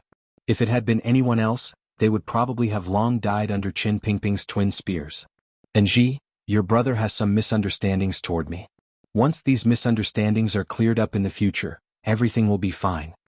For some reason, the emperor didn't seem to want to see the young lady of the Fan family worry and went against his nature to explain this in a quiet voice. These were indeed the emperor's sincere words. In his opinion, Ji had always been a person who valued friendship. Qin Pingping's tragic death would inevitably make it difficult for him to understand and come around for a moment. In the future, if Fan Xian knew of the great evil Qin Pingping had done to the Li royal family and how he had attacked Fan Xian so many times, Fan Xian would understand. "You are right, your majesty." Fan Ruoruo lowered her head and agreed. The emperor's expression became somewhat dark. He didn't like the way the young lady of the Fan family spoke. After a long time he didn't explode. He only slowly closed his eyes and took a deep breath. "And Ji has already slept for a day and night. It looks like he has had a hard journey." Fan Ruoruo raised her head and gently bit her lower lip. Looking at the emperor in front of her, whom she could not see through no matter what, she didn't know how to respond. Her brother was currently sleeping on the bed in the manor. Presumably he would not be sleeping well. What kind of emotion did the emperor's words represent? "Tell me about when you first learned martial arts in Qing Mountain." "I have never stepped foot into northern Qi territory. This has always been my regret." The emperor naturally changed the topic. For some reason he really did go along with Fan Ruoruo's wishes. He knew that if they talked about Jingdo and the Fan Manor, it would chill the young lady's heart. "Of course, before long, I will be able to go to Qing Mountain and see for myself." The emperor smiled slightly. Fan Ruoruo respectfully replied, "The scenery on Qing Mountain is very good. The brothers of Tianidao are also very good to me. You are, after all, a citizen of the Qing kingdom. Although I don't know what trick Fan Xian used to force Ku He, that bald man, to take you as his last disciple, presumably those northern Qi people still don't feel comfortable looking at you," the emperor carelessly said as he rubbed at the white hair at his temples. Fan Ruoruo smiled naturally and said, "Your Majesty's eyes are like torches." At the time, the situation was indeed like that. However, later on the teacher spoke. Additionally, Sister Haitang returned to the mountain. Naturally, things got better. Speaking of Haitang, how exactly was Ji and her dealt with? A glimmer of emotion flashed through the emperor's eyes as he calmly asked. Fan Ruoruo could clearly sense that the emperor was not using this matter to ask about anything. Rather, he was curious about the story of a man and a woman that was being spread around by the people of the world. She looked in a daze at the emperor's slightly pale face. Suddenly she thought that these things all had to do with her brother. Her brother would never discuss the details of these things with the emperor. Was this a conversation about family matters? Fan Ruoruo suddenly understood. The emperor was just old, just lonely, just lonely. It was just that as a father he had never received the treatment of a father. So, he had her stay in the palace to talk to her more. He wanted to know more about the ordinary things in the world, and he wanted to know more about things related to her brother. The emperor and his young daughter's family conversation continued calmly and strangely. It was clear that the emperor's mood had improved. A rare warm expression began to appear on his pale face. The door to the royal study opened. Eunuch Yao led 2 young eunuchs in carrying a copper basin. Inside the basin was steaming hot water. The emperor accepted the hot towel from Eunuch Yao's hands and used his gaze to indicate for Fan Ruoruo to continue talking. He then placed the rolling towel on his face and forcefully wiped his eyes a few times. Under the towel, the Qing emperor slowly closed his eyes. No one could see his expression. No one knew that in that moment, he had suddenly thought of how he had taken Li Qingping back to the palace after the autumn rain. Little Sanner's hand, which he had held, had been trembling the entire time. His gaze as he looked at him was filled with fear. It was very much like Qingqian many years ago. A cold anger suddenly surged in the emperor's heart.